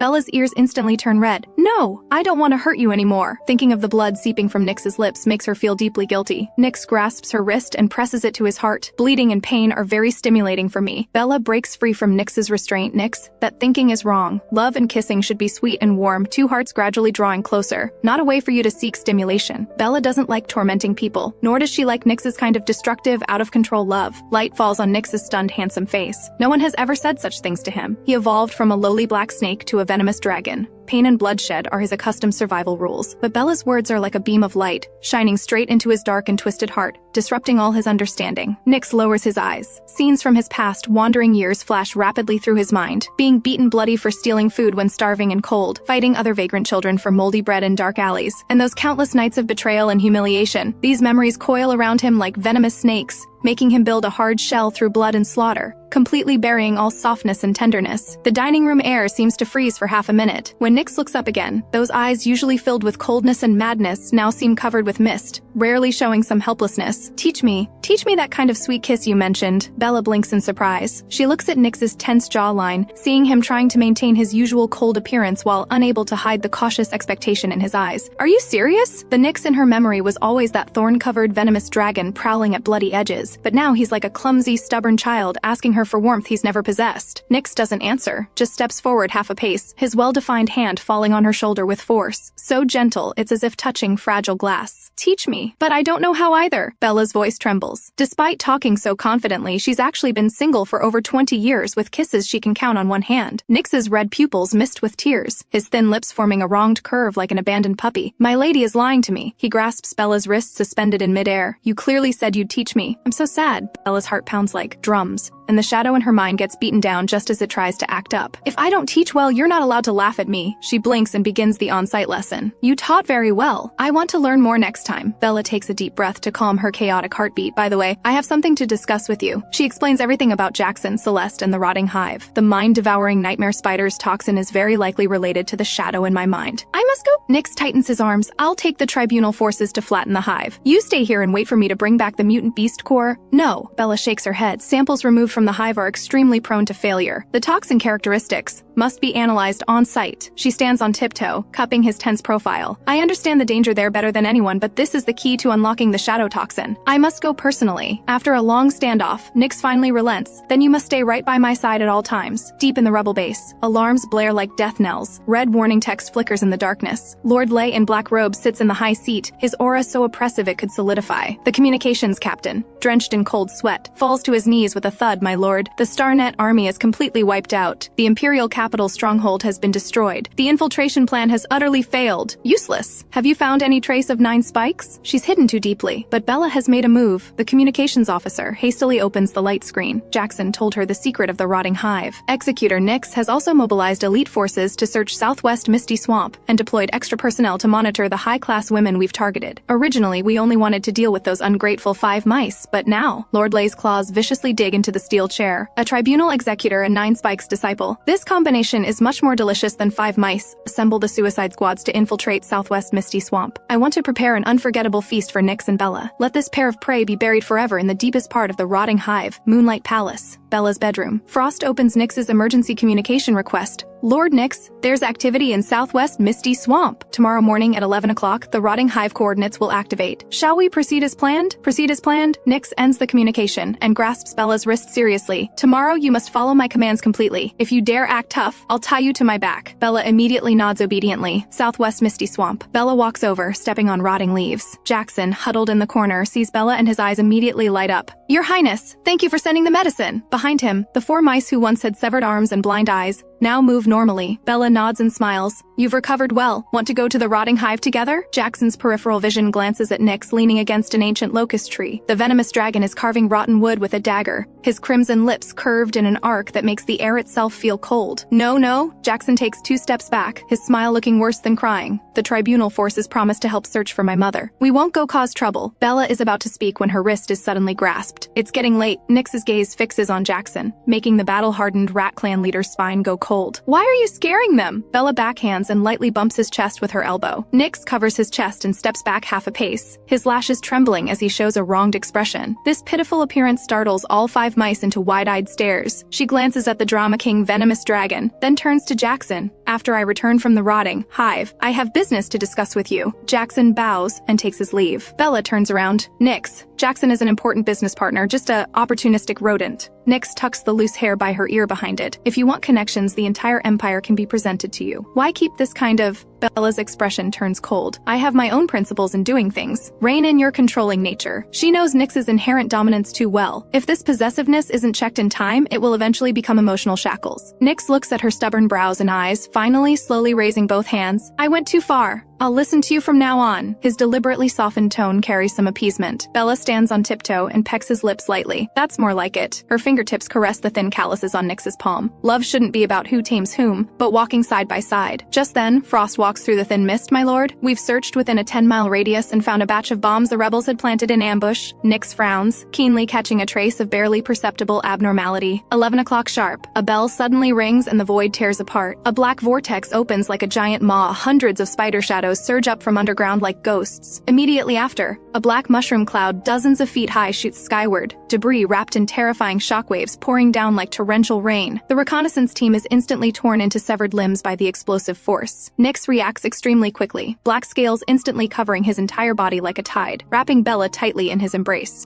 Activate energy shields. Nyx's crimson vertical pupils burst with terrifying light. Though Frost's tribunal forces suffer heavy casualties, they still quickly form a defensive circle with their high training discipline. Bella is thrown dizzy by the shockwave, and the spot-sized shadow in her mind suddenly erupts. The massive gray toxic shadow buried in the deepest depths finally reveals its hideous face. The 3 mental tentacles are firmly suppressed by it. Bella's eyes go blank as if pulled by invisible force, standing up uncontrollably. A white silk thread suddenly binds her, rapidly dragging her toward the cave entrance. Bella! Nyx's vertical pupils contract as he desperately chases after her. Stop him! Hundreds of spider suicide squads go berserk simultaneously, white spider silk binding Nyx's body tightly. Nyx! Bella struggles in terror, her hair flying wildly in the wind. Enormous suction comes from the cave entrance, about to devour her. At the critical moment, Nyx grits his teeth and severs his left arm, grasping Bella's waist at the last second, tumbling as they fall into the black cave entrance. The vicious princess never dreams that the venomous snake she stripped of all scales, robbing him of his chance to become a dragon, would actually, when she faces danger, sacrifice his arm without hesitation, just to buy her a sliver more chance to escape, even if it costs him his life. Right now, in the rotting hive, the pink glowing AI shell has been corroded by purple slime into charred holes emitting wisps of smoke. Bella keeps rubbing her eyes, but her vision remains thick as ink darkness. Impossible, she murmurs. A sharp pain suddenly surges through her mind, making her collapse to her knees. Suddenly, a hand with a smell of rust covered her. Don't be afraid, I'm here! Nyx's voice is hoarse as he buries his face in Bella's hair. Bella throws herself into his arms, sobbing uncontrollably, but only feels his empty left sleeve. Your arm! It's my fault! Nyx cups her face. Don't cry yet. Tell me what's wrong with your eyes. Shadows have invaded my consciousness. They're controlling me. Nyx holds her close. Don't be afraid. From now on, I'll be your eyes. Even if we have to crawl, I'll get you out of here. I'm holding you back. Bella's throat tightens with bitterness. Nyx suddenly chuckles softly. Do you know how the underground black market treats mixed-blood snake descendants? They skinned my scales 7 times. But because of that, I can sense every living heartbeat within 100 meters. Bella sobs uncontrollably. You didn't survive just to endure suffering. Suffering made me stronger. Otherwise, how could I be worthy of being your partner? Nyx cradles the back of her head. Besides, this time I have you by my side. In Bella's consciousness, the snake fang tentacle suddenly blazes with intense light. There's a rebel army base to the northeast. If we find the rebel base, I might be able to find an antidote to rid myself of the shadow threat in my consciousness. Good. Nyx strokes her hair, tears his combat suit, and ties the fabric around Bella's waist. Hold tight. He carries Bella on his back and rushes toward the northeast. At the northeastern lizardmen base, Leader Neil lounges on his throne. An old smart brain in the corner suddenly emits a piercing vibration. This time we're sending you Princess Bella. Lord Lei's voice carries suppressed excitement. Watch out for the venomous dragon partner beside her. He's a tribunal executor, a 2 seconds combat beast. After the message plays, the smart brain automatically cuts communication. A white-haired woman around 40 crawls to the throne. It's Celeste. The mother Jackson and his brothers have been searching for years. Congratulations on acquiring royal bloodline, my lord. But Executor Nyx's combat ability is extremely strong. Isn't the rebel army sending him here just causing you trouble? So what? On my territory, even a dragon has to coil up for me. Leader, all the men we sent to hunt them are dead. Should we continue sending pursuers? No need. Neil's mouth curves into a cruel arc. That imperial princess is poisoned by the mind-devouring nightmare spider. If the venomous dragon wants to save her, he'll definitely come here for the antidote. Deploy the blood spiders to attack the princess. Meanwhile, Bella clutches her head. The shadows in her consciousness, influenced by the mind-devouring nightmare spider, are frantically attacking her mental power. Over there! Lizard soldiers suddenly charge toward Bella and the others. Hold me tight! Nyx wraps his arm around Bella's waist. Hold on, little blind one. Time to show these scum what it feels like to be hunted by an apex predator. Suddenly, something changes. Distant caves echo with earth-shaking explosions. Forget them. Get to the caves first! Neil's furious roar echoes. Those women, not one of them can die. Nyx,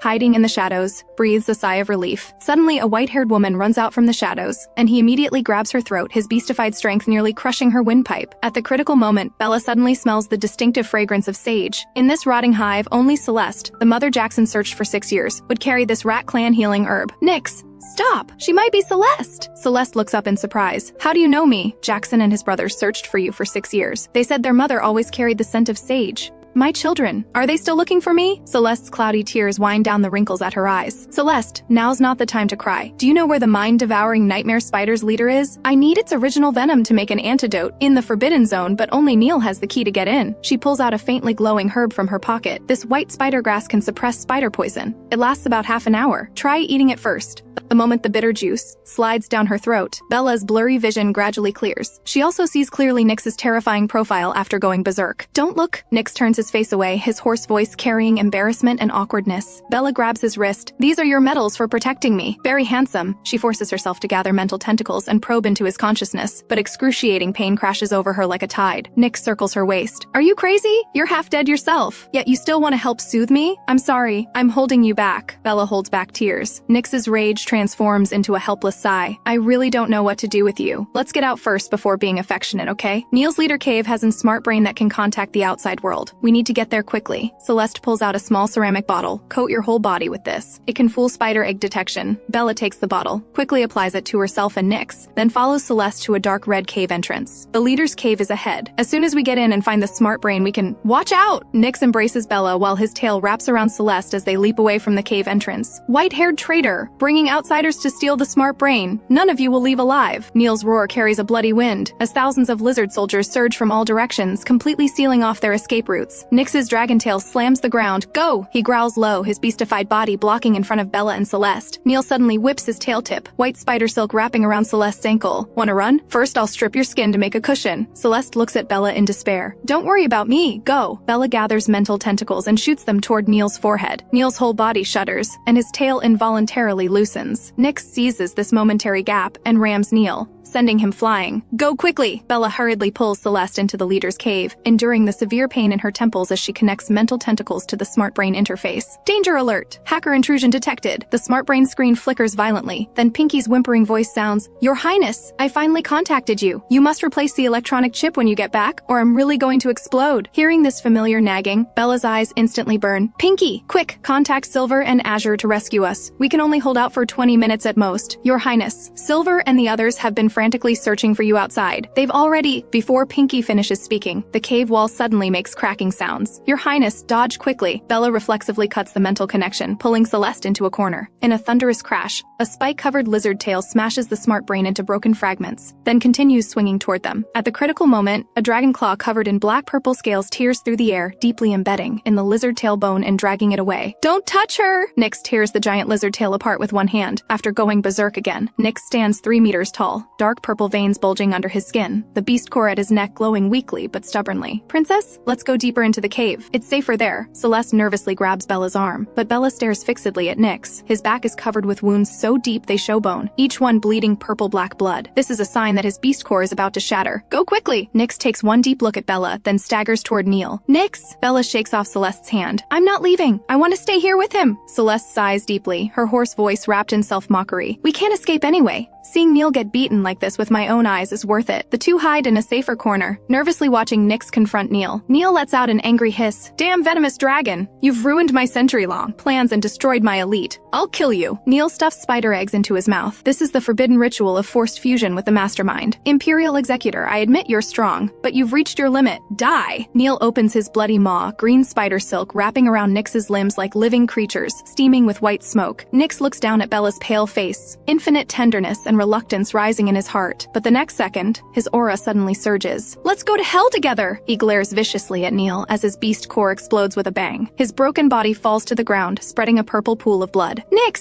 Bella cries as she rushes to him. Don't be afraid! Nyx manages a smile. I can protect you. I'll kill you all! The completely charred Neil whips toward Nyx with a bloody wind. Bella tightly shields Nyx in her arms. Just as the tail spike is about to pierce her back, the void suddenly twists into a dark blue vortex. A deafening tiger roar tears through the sky. A massive white tiger with wings descends from above, claws landing precisely on Neil. Neil releases his grip in pain, his tail whipping toward the white tiger like a steel whip, but strikes a massive shield formed by ice-blue frost flowers. As the ice shield melts, a slender figure lands gracefully. It's the merman Marshal Azure, heart-burning foxfire. A cold yet enchanting voice sounds, crimson like poisoned wine that steals souls. He glances at Bella, frowning slightly, as countless fireballs rise from his palm shooting toward Neil. Ice blades condensed at Azure's fingertips also hover at Neil's throat. The white tiger transforms into human form, kneeling on one knee and cupping Bella's wrist. How did you get so thin? Is this how Nyx took care of you? It's not his fault. Bella's eyes turn red with urgency. I insisted on coming. You can't blame Nyx. The rebel army laid a trap in the misty swamp. Even you probably couldn't have defended against it. Seeing Nyx's blood-soaked body and shattered beast core yet still holding on, Silver swallows the rebuke that was on his lips. He spins around abruptly, thunder power gathering in his palm into a massive light orb smashing toward Neil. It's all because of you, scum! In the thundering sound, foxfire and ice blades strike simultaneously. Neil frantically kowtows to Bella. Princess, I was wrong. Please spare me. I'll be your most loyal servant. The lizard soldier control codes and mind-devouring nightmare spider breeding methods, I'll give you everything. Hand over the mind-devouring nightmare spider leader's original venom, Bella says through gritted teeth, her voice full of struggle and disgust. No! Neil jerks his head up. That venom is my lifeline. Unless you swear by beast god bloodline to never kill me. Impossible! You've harmed so many people. Why should you get another chance? Her voice echoes in the cavern with near-desperate fury. Just as she trembles all over, about to order an attack regardless of consequences, Crimson suddenly chuckles softly. Faint red mist flows from his fingertips, enveloping Neil like a dream. As you wish, Neil's eyes instantly become vacant, as he obediently pulls out a bottle of pale blue venom from his chest. Bella stares blankly at the powerful and charming Crimson, never expecting the red fox would actively help solve her problem. Crimson nimbly takes the venom and hands it to Bella. Bella grips the bottle emanating strange light and orders viciously, "Kill him!" After dealing with Neil, Bella holds Nyx. Nyx, hang in there. I'll save you as soon as I cure the poison. Bella gently presses Nyx's head against her shoulder. Nyx coughs violently, blood splattering on Bella's clothes. He tremblingly raises his hand, knuckles brushing Bella's wet cheek. Don't waste your effort. My beast core has shattered to powder. My organs are melting. I can't be saved. How I wish I could watch all the stars with you. But there will never be another chance. I will definitely save you. Bella grips Nyx's hand tightly at any cost. In the Imperial warships pharmacy, spider venom flows in test tubes. After Bella makes the antidote, she drinks it all, and the shadow toxins occupying her consciousness are completely eradicated. Big Mouth Tentacle and the Power Bank Tentacle dance excitedly, but the purple Snake Fang Tentacle from Nyx droops listlessly. Your Highness, Nyx's beast core is shattered. Do you have any way to save him? Asks Pinky, the super smart brain chip embedded in her inner arm. Bella takes out a box of special berserker pills. The mental contract between lady and partner allows shared life and death. I plan to use this contract to reforge Nyx's beast core Silver. You can't. The original purpose of this marriage contract is to prevent partners from harming the lady. If you forcibly open the dual life-sharing channel, you might very well die together with Nyx. Bella's almond eyes flash with determination. I must save him, even if it means gambling with my own life. Pinky's voice distorts with urgency, Your Highness. Even if you don't think of yourself, consider Silver and Azure. If you die, they'll die too. Bella murmurs to herself, You're right, I can't let them all die together. She puts the berserker pills in her pocket, picks up the spider poison antidote, and turns to leave the pharmacy. The moment the metal door opens, Silver's tall figure appears like silver lightning. Bella, are you okay? Is all the poison cleared? Does anything still hurt? I'm fine. The spider poison is cured. Take this antidote for Celeste and the others to drink. Bella presses the blue test tube into Silver's palm. I'll have Orchid handle the follow-up preparation, Silver says. Neil is dead, and all lizardmen, including the mind-devouring nightmare spider eggs, have been eliminated. Did those women give birth to any lizardmen offspring? Yes. Azure emerges from the shadows, but when Neil used mental power to order mass berserk mode, those cubs couldn't withstand the bloodline explosion and all died. It's better they're all dead. Bella lowers her eyes, seeing flashes of Celeste's wrists worn raw by chains. If those lizard beast cubs had returned with them, it would constantly remind them of their tragic experiences. Nyx, he's dying. Do you want to say goodbye to him? Silver says in a low voice. No! Bella jerks her head up. I'm going to open the life-sharing bond channel to save him. The air in the cabin seems to freeze. Crimson's fox ears tremble slightly as he raises his eyebrows in surprise. Azure's jawline tightens, his blue-green pupils ice-cold. The worst possibility is dying together with him. Bella forces out a smile uglier than crying. So let's divorce. I don't want you to be burial companions. Bang! The crisp sound of metal breaking explodes in the cabin. Silver's ear tips bristle with fury into fluffy fur balls. I forbid you to say that. In an instant, those eyes full of anger suddenly dim, grievance and pain washing over them like a tide. Do you like Nyx that much? Even willing to give your life for him? He remembers Bella paying astronomical fines for the merman, and now willing to gamble her life for Nyx. What does that make him? He saved me. This is what I owe him. Bella's voice is light, yet hits Silver's heart like a heavy hammer. I can also sacrifice everything for you, including my life. Silver suddenly grabs her hand and presses it hard against his violently heaving chest. Give him my beast core. I'll help you trade life for life. Those golden pupils are full of desperate pleading, as if he could dig out his own heart the moment Bella nods. Bella's fingertips tremble, her heart incredibly bitter. Azure speaks to break the deadlock. Bella, you're not saving someone, you're gambling with life. Forcibly opening the dual mental contract channel has an 87% death rate. Even if successful, both your and Nyx's consciousness will suffer irreversible damage. If something happens to you, we'll all be buried with you. Didn't Nyx choose to face Neil alone to keep you safe? Going to your death now is trampling on his sacrifice. Don't let his sacrifice become meaningless. True love was never a chip for calculating gains and losses. If I watch him die with my own eyes, then I, Bella, am the real coward. Bella, please don't go. Silver's voice trembles. I'm sorry. Bella grips Silver's trembling hand, looking up at Azure with eyes as determined as tempered steel blades. I can't watch Nyx die, but I'm not gambling with life either. She pulls out the special berserker pills. I just contacted Master 9 Spikes. She said in my berserk state, I have an 80% chance of saving Nyx. I only wanted to divorce you for safety's sake. Silver suddenly pulls Bella into his arms. With such force, he almost wants to merge her into his body. I support all your decisions. Bella takes a deep breath, leaves Silver's warm embrace, and turns to face Azure directly. Divorce? Breaking the connection requires burning the contract mark, equivalent to gouging out half your heart. Nyx is my friend. I also hope you can save him. Thank you. Bella's almond eyes sparkle with brilliant starlight. This frozen expressionless fish is actually softer-hearted than anyone. Azure's Adam's apple moves slightly, and as he turns away, he drops a sentence. Doing fewer stupid things is the greatest thanks you can give me. Crimson? Bella's gaze falls on Crimson's seductively red pupils. What about you? Not divorcing. Crimson says lazily, don't misunderstand. Like the frozen fish, I don't want to be a hunting dog that seeks profit and avoids harm. Thank you. Bella smiles gratefully. If you want to thank someone, thank Master 9 Spikes. Crimson glances coldly at Bella. He's merely let go of hatred, but the pain of losing his tail will never be forgotten. Bella's throat tightens, remembering 3 years ago when she personally severed Crimson's proud 9 tails. Blood staining the bedroom floor. The coldness flowing in Crimson's eyes now is exactly the same as back then. I know you hate me, but this time, hate? Crimson suddenly approaches, his red pupils almost touching her face. Lady, don't think too highly of yourself. Anyway, thank you. Bella awkwardly avoids Crimson's cold gaze and walks to Silver's side. Bella, give me the berserker pills. I want to make you a promise. Silver takes the pills from her hand, his sharp claws piercing his chest without hesitation. Heart's blood with silver-white lightning splatters on the berserker pills, spreading into an eerie red. Remember, our mental network has always been bidirectional anchors. No matter where you get lost, I'll catch your soul. Even if you fall into an abyss, I'll bite the chain and drag you back. I will come back. Bella tremblingly kisses his bloody lips. Go! Silver personally escorts her to Nyx's treatment pod door. Azure suddenly approaches, handing Bella something. This is the Merman clan's soul-stabilizing pearl. It can help stabilize your consciousness. The thumb-sized blue pearl glows warmly in his palm, its surface shimmering like deep-sea tides. It's too precious, I can't accept it. Bella quickly waves her hands. This soul-stabilizing pearl is a relic Azure's mother gave him on her deathbed, carrying the last tenderness of the Merman royal family. Azure forcefully presses the warm pearl into her palm. Take it and come back alive. The Merman marshal's voice carries a hoarseness. Even he doesn't notice. Otherwise, I'll personally go to hell to drag you back. Okay. Bella pockets the pearl and resolutely turns to enter Nyx's medical room. Inside the medical room, Nyx soaks in dark blue regeneration potion, his body covered with hideous festering wounds. His originally bewitching mandala flower scent has also faded away. Your Highness, Pinky wants to persuade again, but is silenced by Bella. She swallows the berserker pills without hesitation, her snow-white skin instantly glowing with pearl-like luster, rich, creamy sweetness filling the entire room. Bella pierces mental tentacles into Nyx's ruined consciousness. Gentle bright light rises, and Nyx suddenly awakens. Are you crazy? The life-sharing channel will kill you! In the murky potion, his crimson vertical pupils show only panicked surprise and anger. Don't move! Bella lifts her face, fingertips stroking his festering scales. 3 mental tentacles glow faintly at the remnants of his shattered beast core. Let go! I'd rather have my soul scattered than have you! Nyx's trembling words are sealed by Bella's kiss. Colorful light condenses into threads, weaving the fragments back into a sphere. Your beast core, I'll piece it together even if it kills me. This time I'll be your way out. I don't want a way out. I want you to live well. Nyx suppresses his devouring instinct and pushes Bella away forcefully. From the day you severed your arm from me, we were destined to be entangled until death. The word death pierces Nyx's heart like a poisonous thorn. Don't be afraid. Feel my heartbeat. Bella bites her tongue tip and spits blood toward the beast core. The dim beast core bursts into eerie purple flames, frantically absorbing Bella's soul power. Each strand of mental power being drawn away feels like someone gouging her consciousness with a dull knife. Stop! Nyx lets out a desperate roar. Bella smiles faintly, gathering her last bit of strength to inject into the beast core. Outside the core medical room, the warship control panel suddenly blares with piercing alarms. Warning! Warning! Princess's vital signs are rapidly declining. All partners present provide immediate rescue. Bella! Silver frantically rushes toward the medical room but is blocked by a red shadow. Fox, move! Silver strikes at Crimson with fangs and claws, scratching the transparent medical pod surface with ear-piercing sounds. Don't make me tear you apart! But Crimson doesn't budge. If you rush in now, you'll only make her efforts futile. Just as the two are at daggers drawn, Azure suddenly raises his hand to press Silver's shoulder. Her vital data is rising. He stares at the wildly jumping data on the monitor screen. Your heart's blood is boiling in her veins, plus the soul-stabilizing pearl I gave her. At this moment inside the medical pod, Bella suddenly convulses violently, silver-white currents wrapping around her body like living snakes.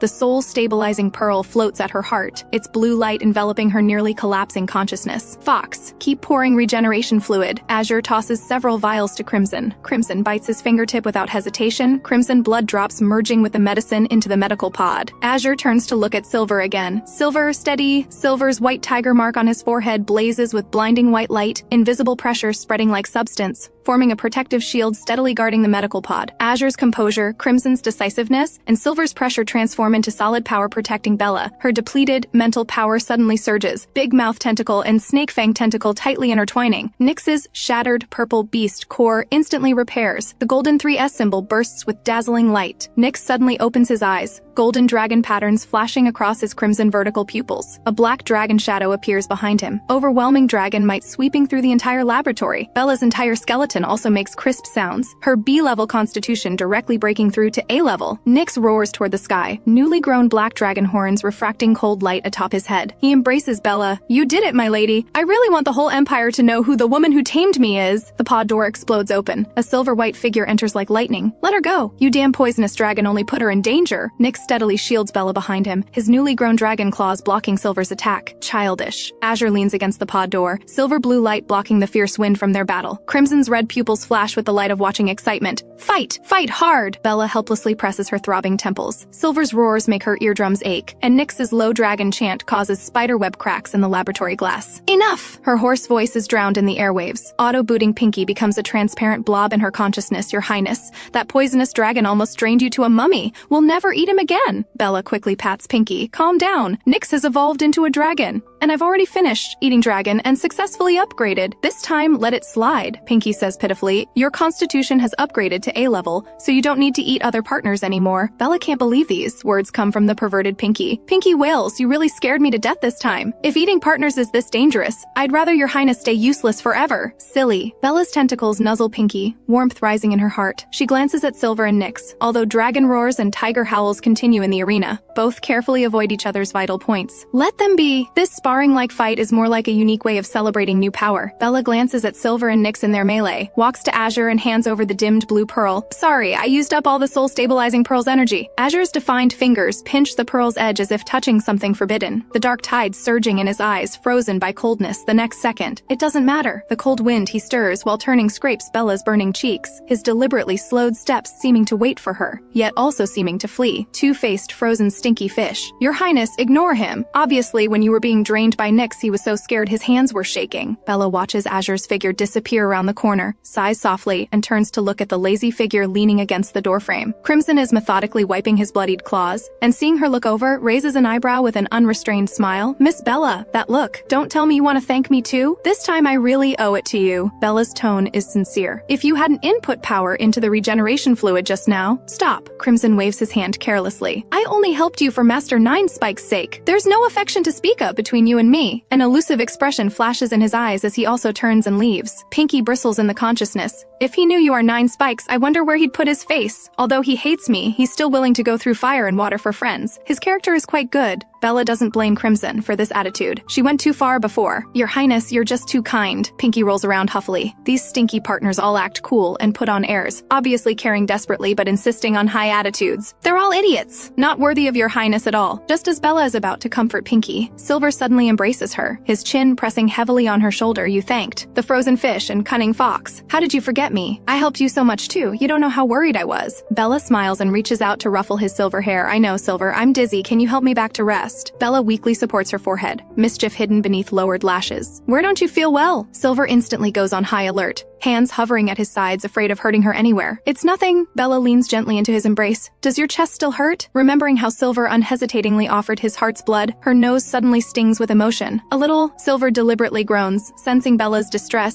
his ears immediately trembling like waves. It won't hurt if you touch it. He clasps Bella's wrist and places it on his heart. Just now, Nyx's dragon claw swept here. It still burns like fire. Silver's tone carries a grieved trembling, but when he turns to look at Nyx, it instantly becomes arrogant. See that? I'm the first partner. You're all concubines. Nyx narrows his dark red vertical pupils, his sharp dragon claws wanting nothing more than to skin this arrogant tiger. But glancing at Bella's face, he softens. Now isn't the time to compete for first partner position. Silver embraces Bella's waist, his chin almost pointing to the sky. I've prepared the softest cushions in my room. I'll take you to rest. After the two figures disappear around the corner, Nyx's handsome face instantly darkens. That stinky cat is getting better and better at putting on acts in front of Our Lady. He grits his teeth, dark red vertical pupils flashing dangerously. Don't get cocky. I'll show you who's most qualified to stand beside Our Lady. The first partner position can only be mine. A certain dragon looks really ugly when jealous. Crimson leans against the wall, red fox ears swaying left and right, mouth curved in an ambiguous smile. Nyx stares at him with an unfriendly expression. What do you mean? Here specifically to watch me make a fool of myself? I'm not that idle. Crimson's gaze sweeps over the newly grown dragon horns on Nyx's head. Did your genes really return to 3S? Nyx can't help but smile, his voice sweet as honey. Bella is wonderful. She's the best lady. No woman would sacrifice herself to save her partner like she did. Did you pick the wrong person to show off to? Crimson crosses his arms, face full of mockery. Nyx says with great difficulty, you're also one of her partners. You want me to stay by her side? Crimson raises an eyebrow. I never thought you'd want to keep me around. Nyx's muscles instantly tense. Instinct makes him hate Crimson monopolizing their lady. But Bella's pale face, Silver's bloodied clothes, and the scene of the merman and Red Fox joining forces to save him make him realize only strong alliances can protect their lady. If it weren't for you all this time, Bella and I might have already perished in the rotting hive. Nyx's voice is hoarse to the point of breaking, his newly grown left arm trembling uncontrollably. I don't want to see her in danger again. He raises his head, his vertical pupils full of pain and struggle. You're strong, and you care about her too. Crimson's fox ears suddenly freeze, complex emotions surging in his eyes. Resentment, anger, unwillingness, and a trace of indescribable regret. Care about her? He laughs coldly, voice carrying sharp thorns. She severed my 9 tails back then, preventing me from avenging my mother. Do you think I can stay by her side as if nothing happened? Besides, I already have a woman I want to protect in my heart. Nyx is slightly stunned. You mean Master Ninespikes? Crimson responds softly, fine needle-like pain coming from his heart. Forget it. Let them think he likes Ninespikes. This way he can leave with peace of mind and no attachments. Nyx's brow furrows into a tight knot, but you don't even know where she is or what she looks like. Although Master Ninespikes is powerful, she's too mysterious. She's like mist in a valley, clouds on the horizon. You can't see clearly or touch her. It doesn't matter. I don't care. Crimson puts on his cynical smile again. For Master Ninespike's sake, if Bella is really in danger, I won't stand by and watch. much. But that's all. She and I can never go back. He looks toward where Bella disappeared, mouth curving in self-mockery. I'd rather stand beside Master Nine Spikes. At least there I don't have to worry about gains and losses, much less live in fear. Nyx is silent for a long time before speaking heavily. I respect your choice. I hope you won't regret it. After speaking, he turns and strides away. Crimson stands in place, gazing at the empty corridor, not moving for a long time. In Silver's bedroom, Silver kneels on one knee before Bella like an aggrieved big tiger. Bella, my chest really hurts. Please help treat me quickly. Bella reaches out to ruffle his silver-white short hair, the great white tiger commander, afraid of such a small wound. Though she says this, she still bends down to gently place a kiss on the wound on his chest. Silver makes satisfied purring sounds, but suddenly stiffens when touching the wound on his waist. Terrible. Memories suddenly assault him. Flashes of Bella lying wounded against the rock wall appear before his eyes, her pupils clouded with gray like a dead person. What's wrong? Bella quickly examines his wound. Does it hurt a lot? I should be asking you that. Does it still hurt? Silver carefully caresses her wounds. I've been fine for a while now. After Bella's constitution upgraded to A level, the wounds from before have mostly healed. Silver tremblingly buries his face in her hair. I want to protect you. Whoever dares touch you, I'll kill them. Don't talk nonsense. Bella cups Silver's angular handsome face with both hands. Silver, you're the White Tiger Commander, the Empire's guardian. The front lines need you more than I do. This was just an accident. I'm stronger than you think. I can protect myself. Silver helplessly buries his head in her shoulder. Why aren't you selfish like other ladies? Keeping me tied to your side, not caring about the Empire's fate? When the nest is overturned, no egg remains intact. Bella strokes Silver's silver-white hair. Thanks to you and Azure guarding the front lines, we can sleep peacefully. If the defense line collapsed, she suddenly stops. Tragic scenes from the original story explode in her mind. The White Tiger and Merman losing combat ability after brutal torture. The Empire's defense line collapsing, completely occupied by the rebel army. She absolutely won't allow this to happen. You just know how to sweet-talk me. Bella actively wraps her arms around Silver's neck. Did you receive the custom couple communicator I sent you? What? You bought me something so expensive. Silver's golden pupils suddenly dilate. Yes, I'm good enough to you, right? Bella pinches his nose. It should have arrived yesterday. With this, even when you're at White Tiger Base, we can video call anytime. At the mention of the base, Silver's golden pupils instantly darken, his aura becoming cold. What's wrong? Silver rolls over to lie beside her. Yesterday, mutant beasts suddenly attacked our base. All interstellar routes have been suspended, so the communicator probably can't be delivered for now. It's fine to wait a few more days. Bella comfortingly ruffles his head. The rebel army can control mutant beasts. They must have done some unspeakable experiments. Silver punches the headboard, these damn scum. I'll definitely dig them out and tear them to pieces. Dealing with them can't rely on brute force alone. Bella's almond eyes ignite with cold light. It's time to let the entire Empire see the rebel army's true face. Pinky suddenly pops up excitedly. I've already made it trend for you. Let me see. Bella eagerly opens Starnet. Silver watches his lady seriously handling business, both moved and helpless. He silently opens his communicator to instruct Orchid, place Celeste and the others in the safest location. Report any disturbances immediately. After speaking, he moves closer to Bella to look at messages together. At 8 p.m., when netizens are browsing Starnet, 9 Spike's livestream interface suddenly bursts with golden light. Shocking inside story. 100 high-level women imprisoned in mutant beast hives. The rebel army trafficking high-grade females to laboratories and underground breeding facilities through the interstellar black market. Tens of millions of users following 9 Spikes' livestream immediately flood Starnet comment sections with passionate responses. Good. Bella extends mental tentacles to intimately caress Pinky. I'll give you a treat later. Pinky excitedly sends heart-shaped light waves, Your Highness. I love you the most. Just as Bella is being affectionate with Pinky, a trending topic shoots up the rankings at shocking speed, breaking the Saint's disappearance. Incident was staged by 9 Spikes herself. In the rebel army's hidden location, Lord Lei grips the holographic screen tightly. 9 Spikes! Do you really think I can't kill you? Lord Lei, Lord Red's emergency video call. The communicator drops to his knees with a thud, trembling like a sieve. The light screen he holds seeps with wisps of blood mist, a hideous white skull rotating eerily in the center. Lord Lei's entire body also trembles uncontrollably. Lord Red, that existence standing at the peak of rebel army power whose methods are so ruthless that even the imperial royal family trembles at the mention. His personal summons is definitely not good news. Useless.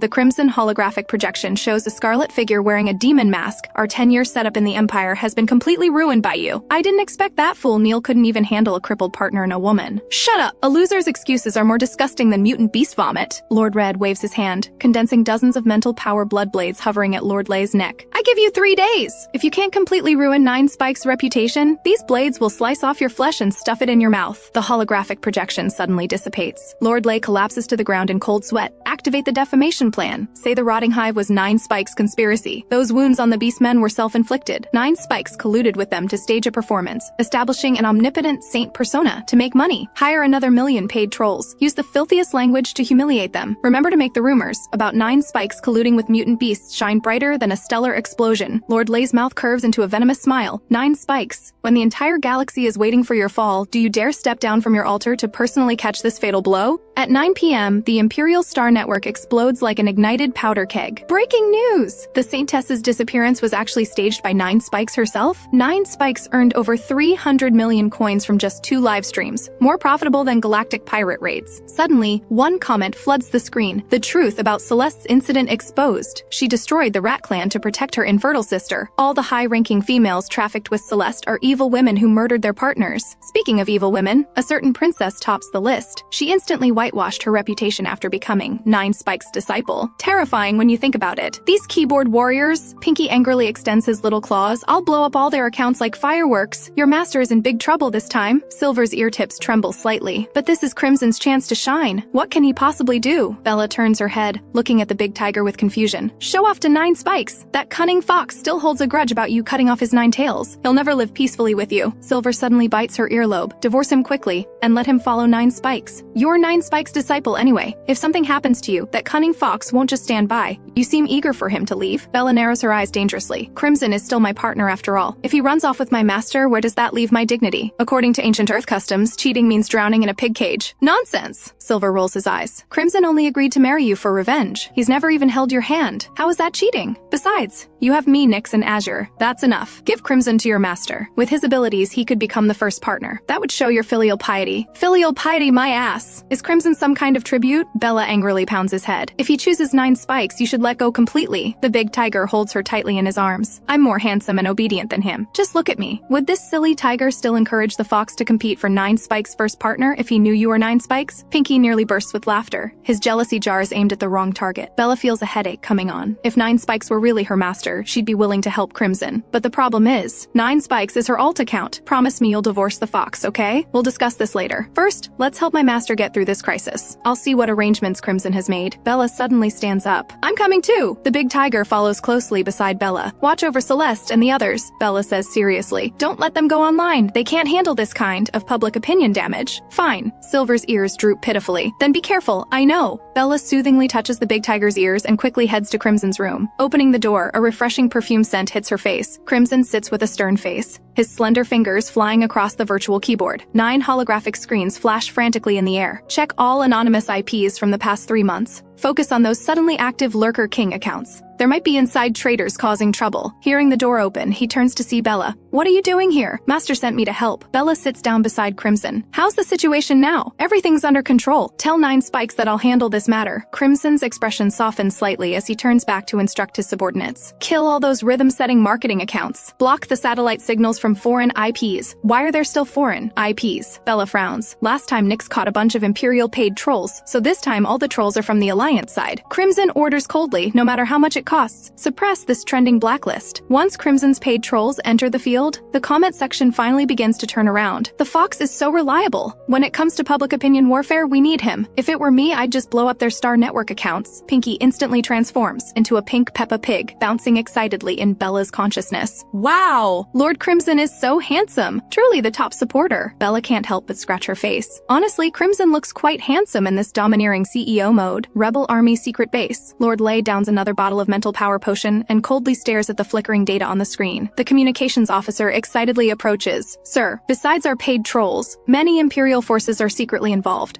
I didn't expect 9 Spikes to attract so much hatred. I thought she had great prestige in the Empire. Lord Lay smiles coldly. 9 Spikes should have been a docile canary like other Saintess, but she insists on being the table flipper. He draws an energy dagger and plays with it in his hands. 9 Spikes has touched too many people's core interests. They want to pull her down from her pedestal and force her into silent submission. Now 9 Spikes is like a lone wolf trapped in a dark alley, wounded but still holding on. But unfortunately, against absolute power, her resistance is just throwing eggs at rocks, which normal Saint isn't treasured by her partners. partners. But she doesn't even have a partner to stand up for her. She's probably just some useless female who can't see the light. The abuse on the Star Network surges like a tide. Crimson's red pupils ignite with blazing fury. He suddenly turns to look at Bella. Where are Nine Spike's partners? Why aren't they standing up at a time like this? Bella speaks guiltily. I don't know either. I've never heard Master mention anything about partners. But Nine Spikes doesn't need partner support. She can defeat these rumors and gossip on her own. Crimson gazes at Bella's radiant profile, momentarily dazed. Sunlight streams through the window, coating her in a golden aura. Besides, there's still me. Bella proudly puffs out her chest. I'll definitely support her to the end. Crimson lowers his eyes, concealing his accelerated heartbeat, and me. His voice is soft but resolute. I'll mobilize the entire Fox clan's power. His slender fingers slide quickly across the light screen, bringing up the strategic deployment map. The Star Network firewall is in position. 300 elite troops on standby. His nails suddenly grow long. If necessary, I don't mind silencing certain people forever. Bella feels touched but also confused. Why are you helping Nine Spikes so much? She narrows her eyes suspiciously. You haven't fallen in love with her, have you? She recalls those days when she disguised herself as Nine Spikes and spent time with him, certain she never gave any ambiguous hints. The relationship between them was as pure as moonlight on snow. Crimson's movements suddenly freeze, a strange glimmer flashing in his brilliant red pupils. He gazes at Bella, chuckles softly and murmurs, I just see the same radiant soul in her that I see in you. Bella is stunned. What do you mean? That stubbornness that would rather break her spine than kneel. He suddenly looks up, his red pupils gazing directly at Bella, just like the fire that burned in your eyes when you decided to save Nyx. The holographic screen suddenly pops up an alert, interrupting this delicate atmosphere. Crimson quickly regains his composure. We've locked onto 327 malicious account IPs. Should we clean them up now? Bella nods instinctively. She never imagined that this fox, whom she once humiliated, could see through the network and disguise to perceive the same essence beneath two different identities. She reaches out to grab Crimson's sleeve. When we return to the Imperial capital, let's start over, okay? I'll definitely find a way to solve your gene collapse problem. No need, Crimson interrupts her, resolutely pulling his sleeve from her palm. We'll divorce when we return to the Imperial capital. These words hit Bella like a bucket of ice water. She stares in disbelief. Why? Just moments ago, his gaze still carried undeniable love. Crimson turns his back to her, his red pupils reflecting the flickering coordinate points on the star map. Why deceive yourself, your highness? His voice is soft but sharp as a blade. What you severed that year wasn't just my tale, but also a bastard's foolish delusions of love. Bella's fingertips tremble slightly. I've changed. In the future, I'll definitely. Some things, once you make a choice, you must bear the consequences. Crimson interrupts her, his voice terrifyingly calm. Unchangeable. Bella stands frozen in place. She sees Crimson's slender fingers gripping the desk tightly, knuckles white to near transparency. As if grasping some invisible support, that eternally upright silhouette now reveals a precarious loneliness. In a trance, she seems to see a young kid curled up in darkness. That was childhood Crimson, covered in thorns, yet yearning for warmth, rushing toward light even knowing he'd be burned. Crimson. Bella is about to speak when the communicator's piercing ring suddenly sounds. It's a communication from the Royal Cabinet. Her Majesty the Queen is looking for you. Pinky glances at the communicator. Bella silences the communication and says gently to Crimson, let's talk. Crimson pauses for a moment, then sneers, I have nothing to discuss with you. He stares intently at the screen, typing on the keyboard, recording the forces targeting Nine Spikes. Bella gently places her hand on Crimson's shoulder. I know you're hurting inside. About your mother's matter. Enough. Crimson shakes off Bella's hand, his red pupils full of wariness and resistance. Don't look at me with those pitying eyes. I don't need it. Go to your own business. Don't waste time here. Pinky urges, your highness. Ignore the fox. Her Majesty the Queen has sent a video call request. Quickly find a place to talk with her. Bella wants to say more but is hurt by Crimson's cold gaze. He turns around, his spine rigid, as if trying to curl himself into an isolated island. I'll be back soon. Wait for me. Bella sighs helplessly and heads to another room. The moment the door closes, Crimson suddenly starts coughing violently. When the first mouthful of blood sprays into his palm, his red hair visibly fades to gray-white, his thin lips turning purple as if poisoned. He slides down the chair to sit on the floor, nails digging deep into his palms, unable to resist the surging pain in his chest, as if millions of ants are gnawing at his organs. With trembling hands, he takes medicine from his pocket, forcing himself to swallow it. His gray-white hair returns to crimson red, his purple lips gradually returning to normal. At this moment, a private account on the communicator rings. The old shaman sends him a video call request. In the smart brain projection, the old shaman's cloudy eyes fix on the blood traces at Crimson's mouth. I just did divination for you, and the turtle shell suddenly cracked. Did you use secret medicine power again? These years you've been using blood spirit grass to forcibly stimulate potential. Your gene chain is already riddled with holes. If this continues, you won't last much longer. It's fine, I can still hold on. Crimson wipes the blood from his mouth. I used blood when helping Bella save Nyx just now. My organs are dissolving somewhat. Send me some more secret medicine. After you killed the High Priest, those old guys from the Commercial Alliance sent an interstellar investigation investigation team. If you use secret medicine again, they can trace your past actions through gene fluctuations. The old shaman's face trembles with anger. Once they find out you killed so many high-level fierce beasts, forget about keeping your team leader in commercial, president positions. You might even face the death penalty. If I dare to take revenge, I'm not afraid of this. Crimson supports his forehead and chuckles softly, his red pupils full of crazy stubbornness. Crimson, the high priest is dead. Your revenge is complete. It's time to start your new life. The old shaman sighs deeply. Besides, your Lady Bella has grown up and treats her partners better and better. She could save Nyx. Maybe she can save you too. Talk to her properly. If that doesn't work, ask her Master 9 Spikes for help. She can definitely solve your gene collapse problem. Bella has indeed changed for the better, but I don't want to be her partner anymore. Crimson thought of how Bella risked her life to save Nyx, and his fingers couldn't help but pinch the necklace pendant inside his lapel. There contained the last piece of his mother's bone that had not been burned to ashes. Don't go crazy. The old shaman pounds the table heavily. You only have 1 month left to live. Stop being stubborn. Crimson suddenly laughs. I'm just a bastard who relies on secret medicine to stimulate potential. I'm not worthy of the noble princess. He looks at the black patterns continuously spreading on his wrist. Even if she helps me cure the gene collapse, I'll just return to my original form. I'd rather die as a strong person than become the worthless trash that anyone could trample on. The old shaman is heartbroken. Your mother sacrificed everything to keep you alive back then. How can you give up so easily? I'd rather my mother had lived for herself, but it doesn't matter. I've already avenged her. Crimson smiles slightly. The high priest died under mother's fangs. Those who humiliated her and forced her into hell back then have all become fuel for my foxfire. As for Bella, Nyx evolved into a dragon. Silver and Azure have the Empire's strongest fleets. Seville has special bloodline. She never lacks guardians. The old shaman frowns. You haven't even asked her. How do you know she doesn't need you? It's me who doesn't need her. Crimson smiles bitterly. I'd rather she stayed that bad so I could keep hating her. All these years he lived on the belief of revenge. Now that his enemies are dead and Bella has changed for the better, he's lost his motivation to live. You're lying. The old shaman points at Crimson's dim red pupils. I can see it. You've already fallen for her. No. Crimson lowers his eyes. I've been secretly establishing useless female sanctuaries all these years. Now I can finally bring them into the open. Are you provoking the Empire because you don't think you're dying fast enough? The shaman's roar penetrates the screen. I'm going to die anyway. At least now I can do something useful for them. Fighting alongside a hero like 9 Spikes, I have no regrets in death. Crimson takes out the last secret medicine pill. The black pill crumbles into bitter juice on his tongue. He hears his heartbeat growing fainter. Bella's smiling face suddenly flashes before his eyes, and his heartbeat becomes clear and intense. This must be what it feels like to be moved by love. But it's all too late. Those feelings hidden in his heart, those unspoken thank yous and goodbyes, all turn into the blood foam he swallows, sinking into the deepest parts of his organs. Meanwhile, in the room, Bella connects the video call. The image of the queen wearing a crown and holding a scepter appears before her. Bella,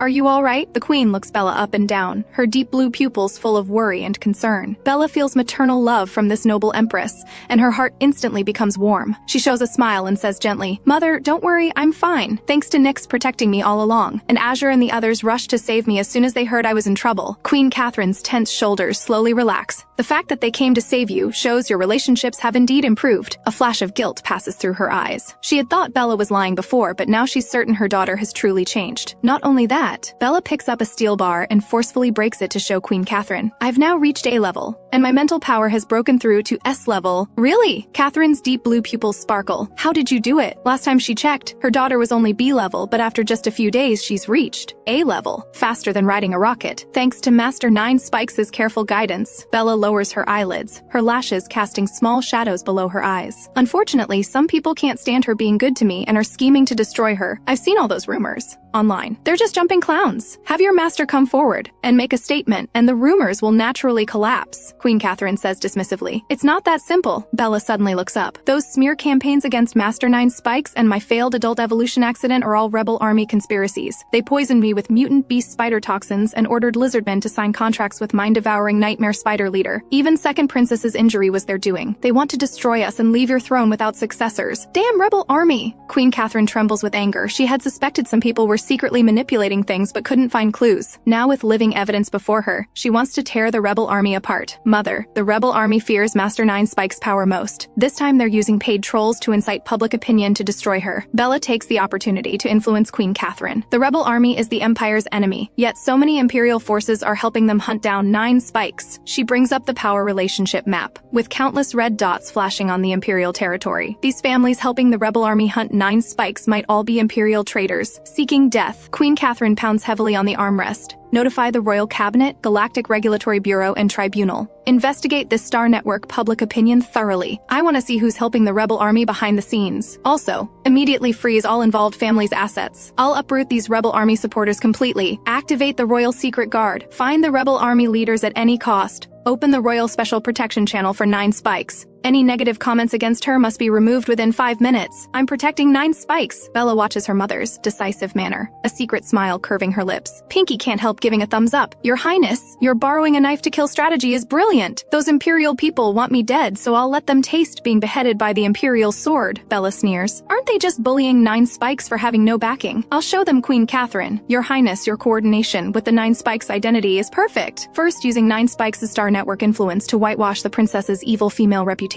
Now using the princess identity to rally Queen Catherine to support 9 Spikes. This is the benefit of maintaining alt accounts. Bella can't wait to see the rebel army's downfall. In the rebel army's secret base, alarms screech piercingly. Lord Lei, trouble. The royal family has started moving. The communications officer rushes into the meeting room holding a light screen. On the holographic projection, light points representing royal power flash frantically. Lord Lei chuckles coldly. They reacted so quickly, but this makes it more interesting. A flash of ruthlessness passes through his eyes. Notify all members to enter level 1 defense status. Since Queen Catherine wants to play, we'll play with her properly. Activate all the hidden pieces in various families. It's time to show the royal family some colors. The Imperial Palace. Queen Catherine looks gently at Bella. Bella, tell me, did you encounter any difficulties during your upgrade process? With such a sudden improvement, can your body adapt? Pretty good. Quite smooth. Bella thinks of her upgrade process, and her cheeks can't help reddening. Queen Catherine, as someone experienced, nods with relief. Good. Choose a few more side husbands later, and try to reach S level quickly. No need. I have enough with those few. Biting off more than I can chew. Bella waves her hands frantically. Queen Catherine nods with relief. Bella, understanding the principle of not biting off more than you can chew, shows real progress. This young daughter, once deemed worthless by the Empire, has embarked on the path of the strong. Queen Catherine chats a bit more before satisfactorily closing the communicator. Bella closes the communication and returns to Crimson's room, only to find he's disappeared. Where did Crimson go? Bella hurriedly asks Silver and Nyx. Crimson said he needed to return to the Imperial capital to handle matters and left on a warship with Azure. Damn it! Even ordinary friends should say goodbye before leaving. Nyx hands over water, soothingly comforting. Azure left because of urgent military intelligence. Crimson probably has urgent matters too. Have some water first. Silver frowns. When Crimson and the others prepared to leave, they originally wanted to say goodbye to Bella but were stopped by Nyx.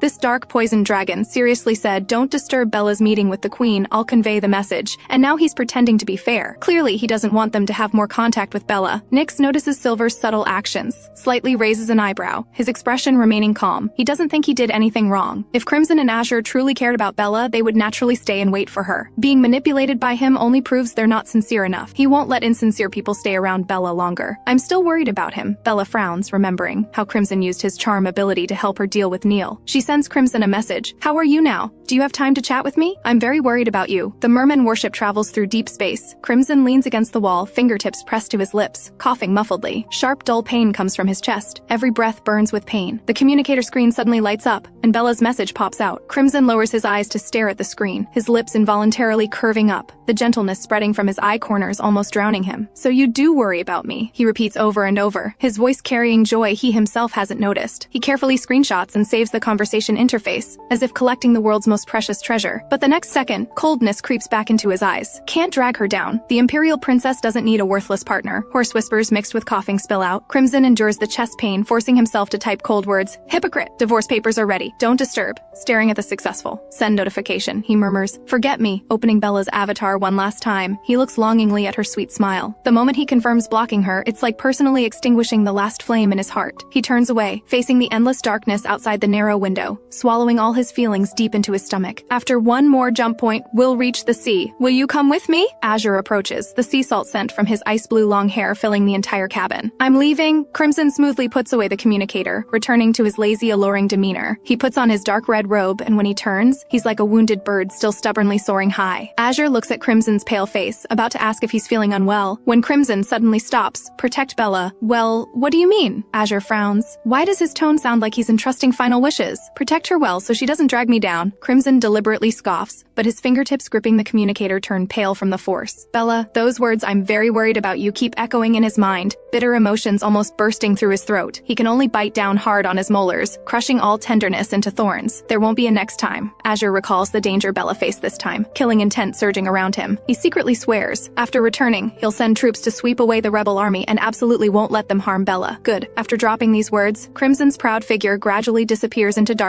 A roaring sound rises as Crimson's aircraft shoots like a dark red lightning bolt toward the chaotic, lawless no-man's land Black Star. Inside the Imperial Royal warship, Bella stares at the communicator screen. Crimson's cold reply hits like a heavy hammer, shattering her heartfelt worry. Hypocrite! Divorce papers. Your Highness, don't get angry. He doesn't understand your feelings at all. Bella angrily turns her back to the desk, but her eyes inexplicably burn. Clearly he left without saying goodbye. Clearly he spoke hurtfully. So why does her heart ache so much? Since the fox doesn't want to be with you, then fulfill his wish. Silver glances at the conversation on screen, his ears drooping with dissatisfaction. Crimson is usually shrewd and smooth. How does he become a wooden block in front of Bella? Saying such hurtful words is clearly pushing her further away with his own hands. Don't be angry anymore, Bella. Have some bread. Silver picks up bread from the table and offers it. No need, I don't want to eat anything. Silver dejectedly puts down the white bread, his fluffy tail wrapping around her waist like a big tiger seeking comfort. I have to leave soon. I even postponed military meetings to wait for you, but you're being fierce with me because of the fox. Leaving so soon?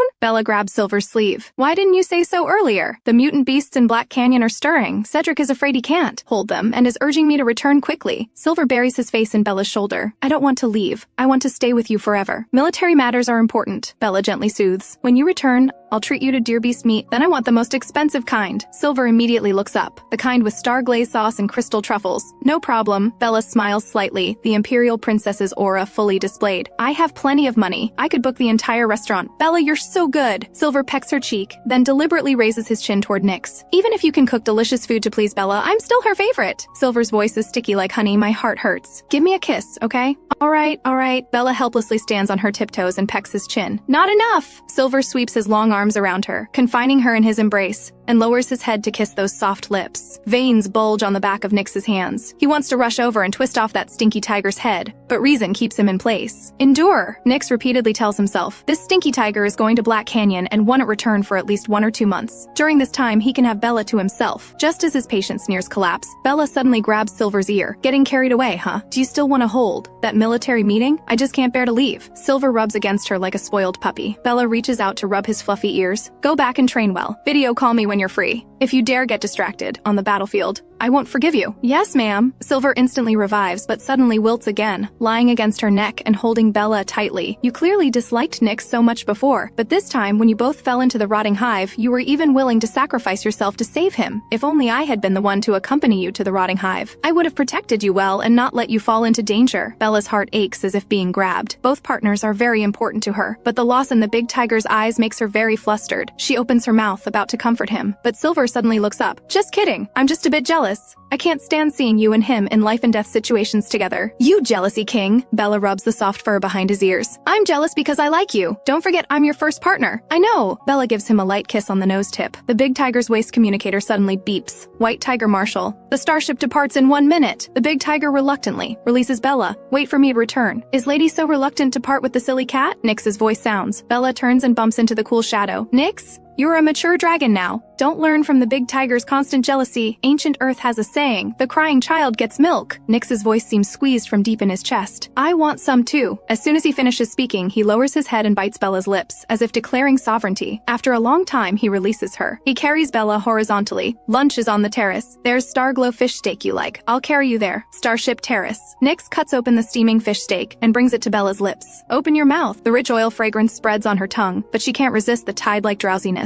These past few days, Bella fought alongside Nyx in the rotting hive and risked taking berserker pills to stimulate potential and help him transform into a dragon. Although her physique has risen to first level, she now feels as if all her strength has been drained. She barely finishes the fish steak, her eyelids so heavy she can barely keep them open. So sleepy. Bella reaches out coquettishly. Carry me to rest. Nyx steadily lifts her up. Bella can no longer hold on and falls into deep sleep with her head tilted. Imperial Palace. Queen Catherine opens the message from the Royal Regulatory Bureau. 9 Spikes trending blacklist has been completely suppressed. Federation satellites have been blocked, and 300,000 marketing accounts have been permanently banned. She nods with satisfaction. An aged voice suddenly sounds, "Your Majesty, is it necessary to go this far for an internet celebrity streamer?" Elder Alden of the cabinet steps forward slowly, leaning on his golden cane. The families whose assets you froze have jointly submitted a protest to the Imperial Commercial Alliance. The upper house worked through the night drafting a bill accusing you of abusing royal authority. Intelligence reports that the rebel army is using royal dictatorship as an excuse to incite public sentiment. Once public opinion spirals out of control, the royal image you've carefully maintained will be ruined. The rebel army openly attacked my heirs. They are enemies of the royal family. Those who help the rebel army are provoking me. If I sit idle, they'll only push further. Your Majesty, the rebel army harming the princesses is all unsubstantiated. The second princess's injury was just an accident, and the third princess's evolution failure stems from genetic defects. These are undeniable facts. Alden, are you teaching me how to do my job? Your Majesty, I worry that your stubborn persistence will destroy the Empire's hard-won peace. 9 Spikes is shaking the Empire's foundation. Without useless females to pacify the beast legions, the Empire wouldn't have lasted until today. Bullshit! Queen Catherine suddenly stands up. Don't think I don't know. You label those disobedient high-ranking females as useless females, push them into laboratories, and force them to bear offspring of designated bloodlines. If I weren't old now and lacking fertility, would you want to use this trick on me too? I wouldn't dare. Elder Alden falls to his knees with a thud. Get out! Tell those blind fools I'm protecting 9 Spikes for sure. Yes, I take leave. Alden slowly rises with his hunched back, his old face instantly darkening as he turns. He hides in the shadowy corner of the cabinet hall and sends an encrypted message to the upper house and Imperial Commercial Alliance. Queen Catherine is acting stubbornly. Agree to the rebel army's plan. The queen has just taken a sip of the red tea beside her when the holographic screen suddenly lights up with blinding red light. The finance minister's panicked face appears in the projection. Your Majesty, disaster! The Royal Foundation's stocks have suddenly plummeted, and all partners have suddenly terminated agreements unilaterally. The upper house just completed an emergency vote. The Emergency Monarch Authority Review Act passed unanimously, not only closing 9 Spikes' exclusive Royal Special Protection Channel, but also freezing all assets under her name. Hidden in the shadows, Alden sends an encrypted message to Lord Lay. Plan proceeding smoothly. Once the Queen loses power under the dual blow of public opinion and economics, we can regain control of the situation. At the rebel army's secret base, a smug smile seeps from under Lord Lay's demon mask. The upper house impeachment is just an appetizer. When the royal guard's mechs break down from power cuts, when the nutrition liquid on citizens' tables turns rancid, that's the perfect moment to deliver the fatal blow. Moonlight Palace. Bella lies in bed sleeping sweetly when Pinky's urgent voice suddenly sounds in her ear. Your Highness, wake up quickly! Big trouble! Bella rubs her eyes and asks, what happened? The holographic projection lights up in the cabin. The Empire's 10 great noble houses, upper house, and commercial alliance have joined forces to establish the Order Alliance,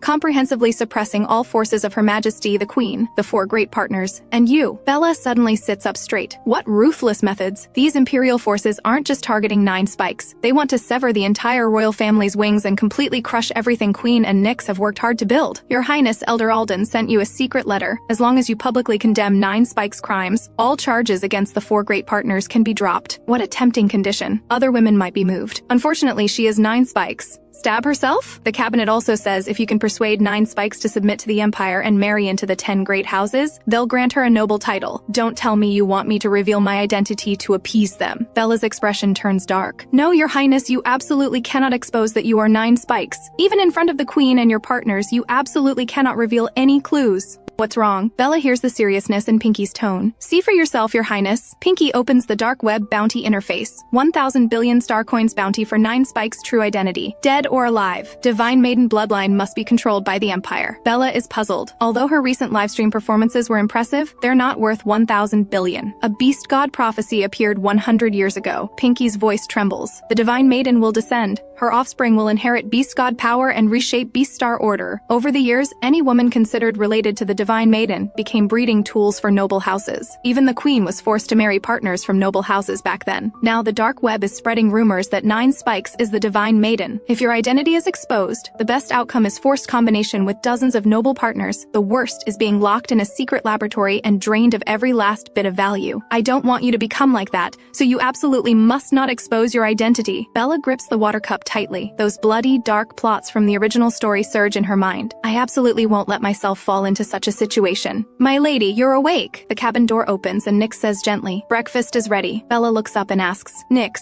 you should have received news about the Empire besieging 9 Spikes, right? right. She can indulge her partner's occasional acting spoiled and jealousy, but whoever dares block her career will face divine wrath. Even partners are no exception. Nyx catches the cold, sharp gleam in Bella's eyes and can't help letting out a low chuckle. The 3S high-grade poison dragon elegantly kneels on one knee, his right fist pressing heavily against his chest. Everything follows my lady's commands. What if I want to declare war? I will be your strongest backing, even if it means being enemies with the entire empire. Nyx lowers his head to kiss her knee. My lady's commands are my breath. Bella pulls Nyx up from the ground. I know you're loyal. No need to be so formal. But why aren't you calling me by name anymore? I like the feeling of being controlled by you. The tribunal says you're guilty of dereliction of duty. How do you plan to handle it? Guilt suddenly surges. If she hadn't insisted on going to the Misty Swamp, Nyx and the others wouldn't have fallen into the rebel army's ambush. My lady needn't worry. Jackson just sent me some very interesting materials. Nyx opens the light screen. Dense text and data rapidly jumping. The evidence chain of tax, evasion, and smuggling prohibited drugs by core members of the Imperial Commercial Alliance is alarmingly complete.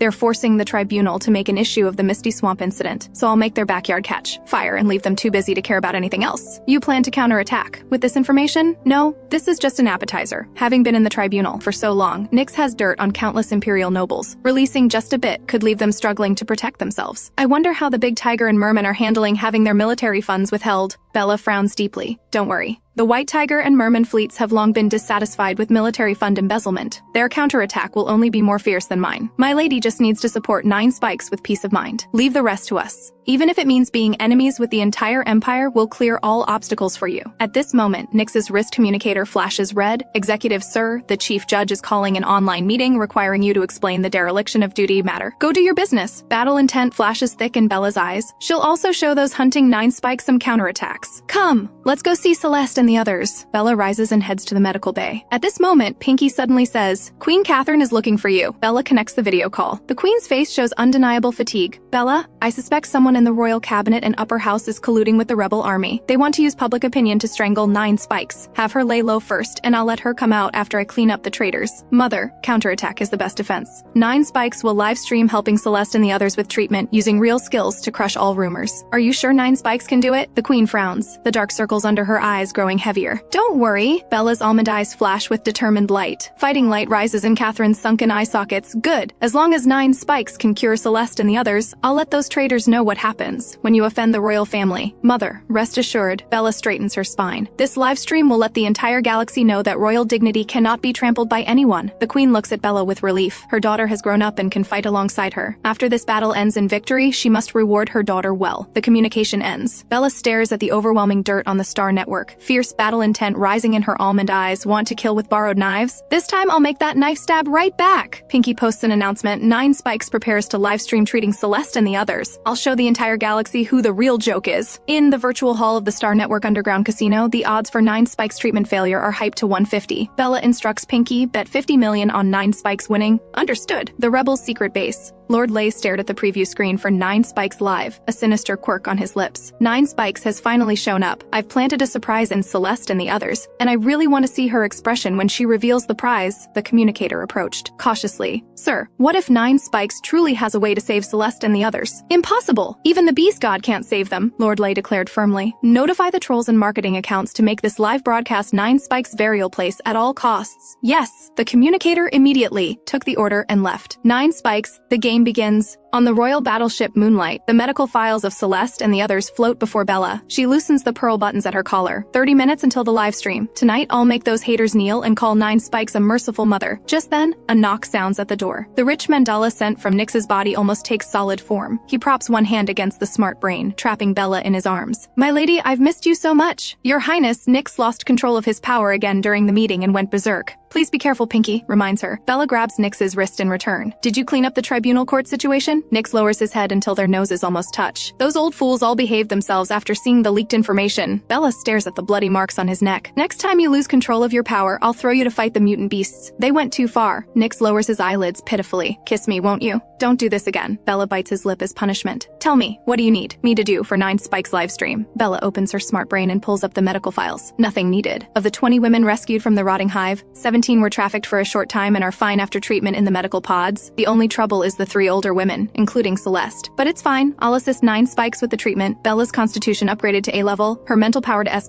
and she awakened the talent of multitasking. While using her mental power to disguise as 9 spikes for the livestream, she can also interact with patients as Bella. greatly reducing the chance of blowing her cover. Call me if you need anything. Nyx reaches to touch Bella's cheek, but she grabs his wrist and pins him against the wall. 20 minutes until the live stream. Quick, charge me up. Bella presses close to Nyx and begins absorbing dragon energy. Nyx's heartbeat pounds violently. He loves Bella like this. Her domineering and forceful manner is enough to ignite his entire dragon soul. In the medical room, 38-year-old Grey Wolf clan member Adela has gauze covering her right eye, with dark red bloodstains seeping through. 35-year-old Pink, cockatoo Sophia curls up her body. Because of her sweet appearance, she endured endless torture from the lizard people, and her old wounds still haven't healed. Celeste's condition is the worst. Purple veins can be faintly seen moving under her skin, and even taking the antidote Bella made can't completely heal her. Anyone who can move, come get a holographic helmet. Orchid pushes a cart of holographic helmets into the ward. Her Highness has spoken. 9 spikes will live stream to help treat you all. I don't need one. Celeste smiles bitterly. At my age, recovery is impossible anyway. Her only wish is to live long enough to see Jackson and the others again. Then she could die in peace. Don't lose heart. 9 spikes will definitely find a way to cure you. Orchid grasps Celeste's cold hand. Will the treatment hurt? Adela instinctively covers her empty eye socket. You can all rest assured. Orchid smiles. For me, it was like having a good sleep. When I woke up, even my old chronic injuries were healed. Sophia covers her mouth and coughs, looking worriedly at Orchid. Treating so many women at once. Won't it be too exhausting for 9 spikes? What do you mean by that? Red-haired Firelion clan member Leah suddenly grips her helmet tightly. Want to monopolize 9 spikes treatment? Don't you know how old you are? Helping old trash like you is purely a waste of resources. Exactly. Other young women chime in. Scrapped goods like you will only burden your clans when you go back. Celeste's withered fingers dig deep into her palm. Adela's bleeding eye socket twitches slightly. Sophia lowers her head in embarrassment, enduring their mockery without retort. In this survival of the fittest, beast world, even aging wolf kings get expelled from their packs, let alone these scarred rejects. Orchid angrily shouts, "Shut up!" Since 9 spikes arranged group treatment, she must be confident she can restore all the women. Kindness can't solve problems, Leah sneers. Resources should be used where they matter most. Orchid frowns. You only have minor injuries. Regular medical devices are completely sufficient. Wounds that advanced medical devices can heal in 10 minutes. You insist we use them and drag it out for an hour? Leah glances disdainfully at Celeste and the others. If this isn't waste, what is? Orchid trembles with anger, wanting to curse but not knowing what to say. Your Highness, there's trouble in the medical room. Pinky transfers the video of Leah and the others, causing a scene to Bella's smart brain. Bella releases Nyx. Nyx holds Bella, his crimson vertical pupils scanning the screen, murderous intent surging in his eyes. Need me to help you handle this? No need, I'll go myself. Bella touches his lean waist. Go take a petal bath and make yourself smell nice. When I come back, you'll need to give me a good charge. Nyx murmurs to himself, his black scales flashing with pink light. Tonight, I'll become her most perfect charging station. Inside the medical room, Leah is about to forcibly take away the advanced medical device. A cold voice suddenly comes from the doorway. What's going on? Bella slowly walks into the ward, and the entire room falls silent instantly. Your Highness! Orchid sharply performs a standard military salute, suppressing her anger. Just some minor disputes. Leah smiles contemptuously. Your Highness, this one called Orchid doesn't even understand basic etiquette. I beg you to transfer her away, and not let this lowly person's crude behavior dirty our eyes. Bella curves a cold smile. Leah, daughter of a baron, right? That's right. Leah smiles. Your Highness, I was in the palace. She's cut off before finishing. When you were tied up like a dumpling by lizard beastmen in the rotting hive, why didn't you reveal your noble status? Didn't want to. Bella walks to Orchid's side and says coldly to Leah, you keep calling her a lowly person, but she risked her life to rescue you all from iron cages. Without her, you would have died long ago in the pus of the rotting hive. Leah stiffens her neck and says, she's a soldier. Rescuing us is her duty. What about Celeste and the others? Adela had her eye gouged out alive to protect you all. Sophia used her own blood to suppress the toxins for you. Celeste bowed and scraped to please Neil. Just wanting you all to live a little better. Bella questions Leah, what right do you have to speak such vicious words with a mouth stained by your lifesaver's blood?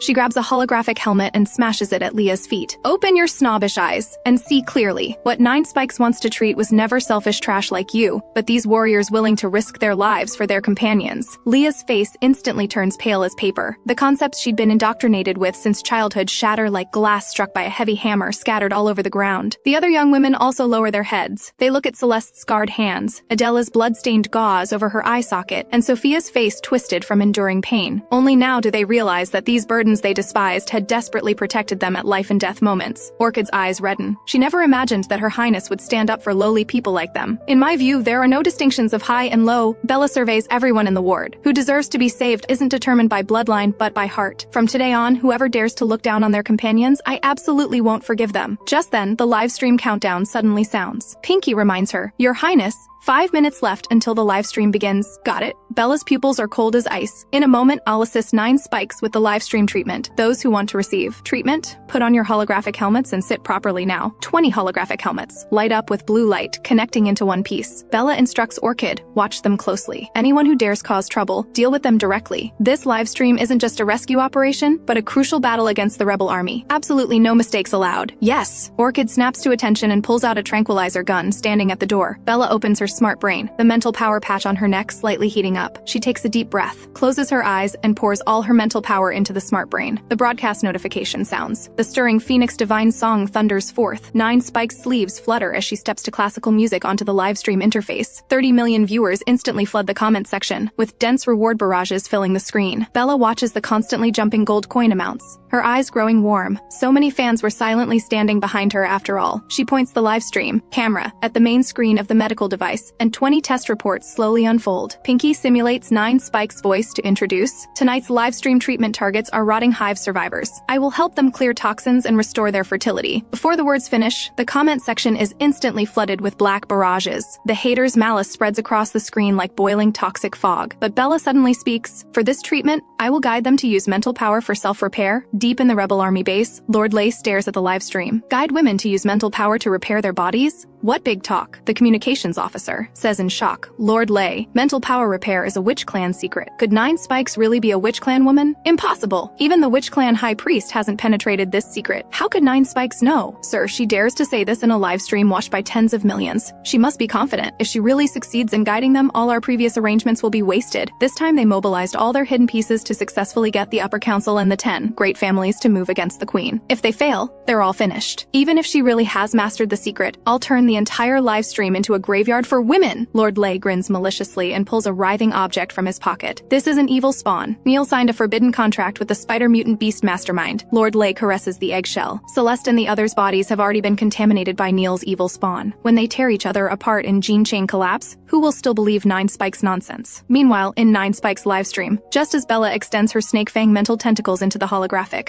helmets, a piercing alarm suddenly sounds. Pinky initiates full spectrum scanning. Your Highness, they've been contaminated by Neil's evil spawn, Pinky says urgently. Just then, an anonymous leak barrage suddenly gets pinned to the top. Breaking news, these women are infected with Neil's evil spawn and will infect all who contact them.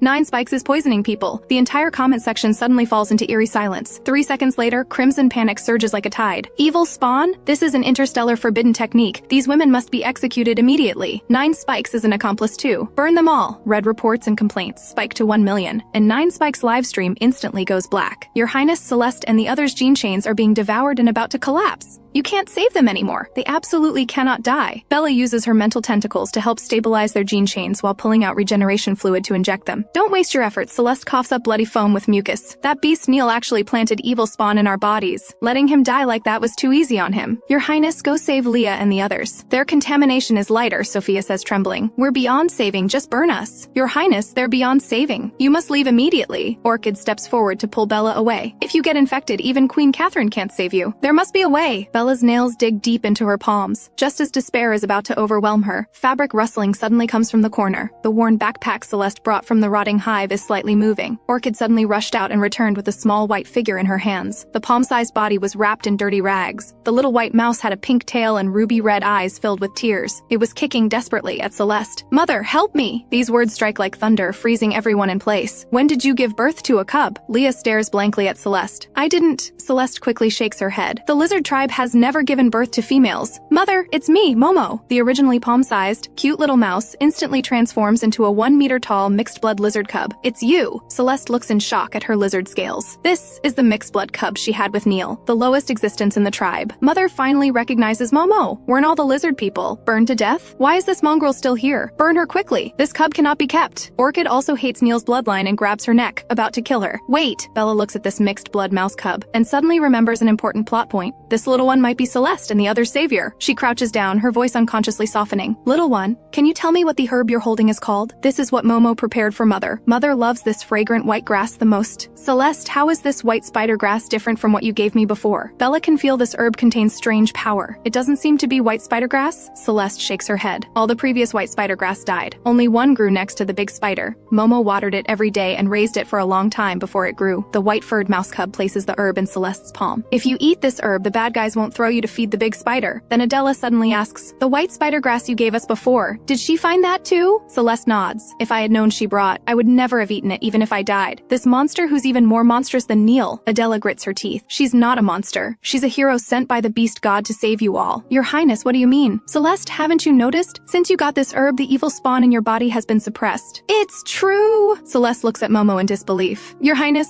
what's going on? This mixed blood cub has the talent to alter gene chains. She rewrote the white spider grass's gene chain, causing the original detox herb to undergo a qualitative leap. In the original story, the rebel army's most loyal hound and ultimate weapon for overthrowing the Empire is precisely this trembling, mixed blood cub before them. With a hermaphroditic competitive body, she can manipulate biological gene chains at will. Those fragmented battlefield scenes once made Bella break out in cold sweat while reading. Your Highness, then quickly prepare an antidote for Celeste and the others. After the livestream closed, the rebel army's marketing accounts are frantically stirring up trouble, saying you're harboring beastmen carrying evil spawn and want to completely destroy the Empire. Pinky's voice changes with urgency. The upper council has already proposed a bill to strip you of your princess status and immediately exile you to a barren planet. Damn bastards, see how I deal with them. Momo, do you want to save your mother and the poisoned aunties? Yes, Momo wants to save Mother and all the aunties. Even if they feed Momo to the big spider, Momo is willing. Bella glances at the silent Celeste, then looks at the grim-faced Adela and Leah. I know you hate Neil, but Momo is a victim just like you, abused by lizard people since birth. Even so, she desperately wants to save you all. I'm going to take her to prepare an antidote now. If you really hate her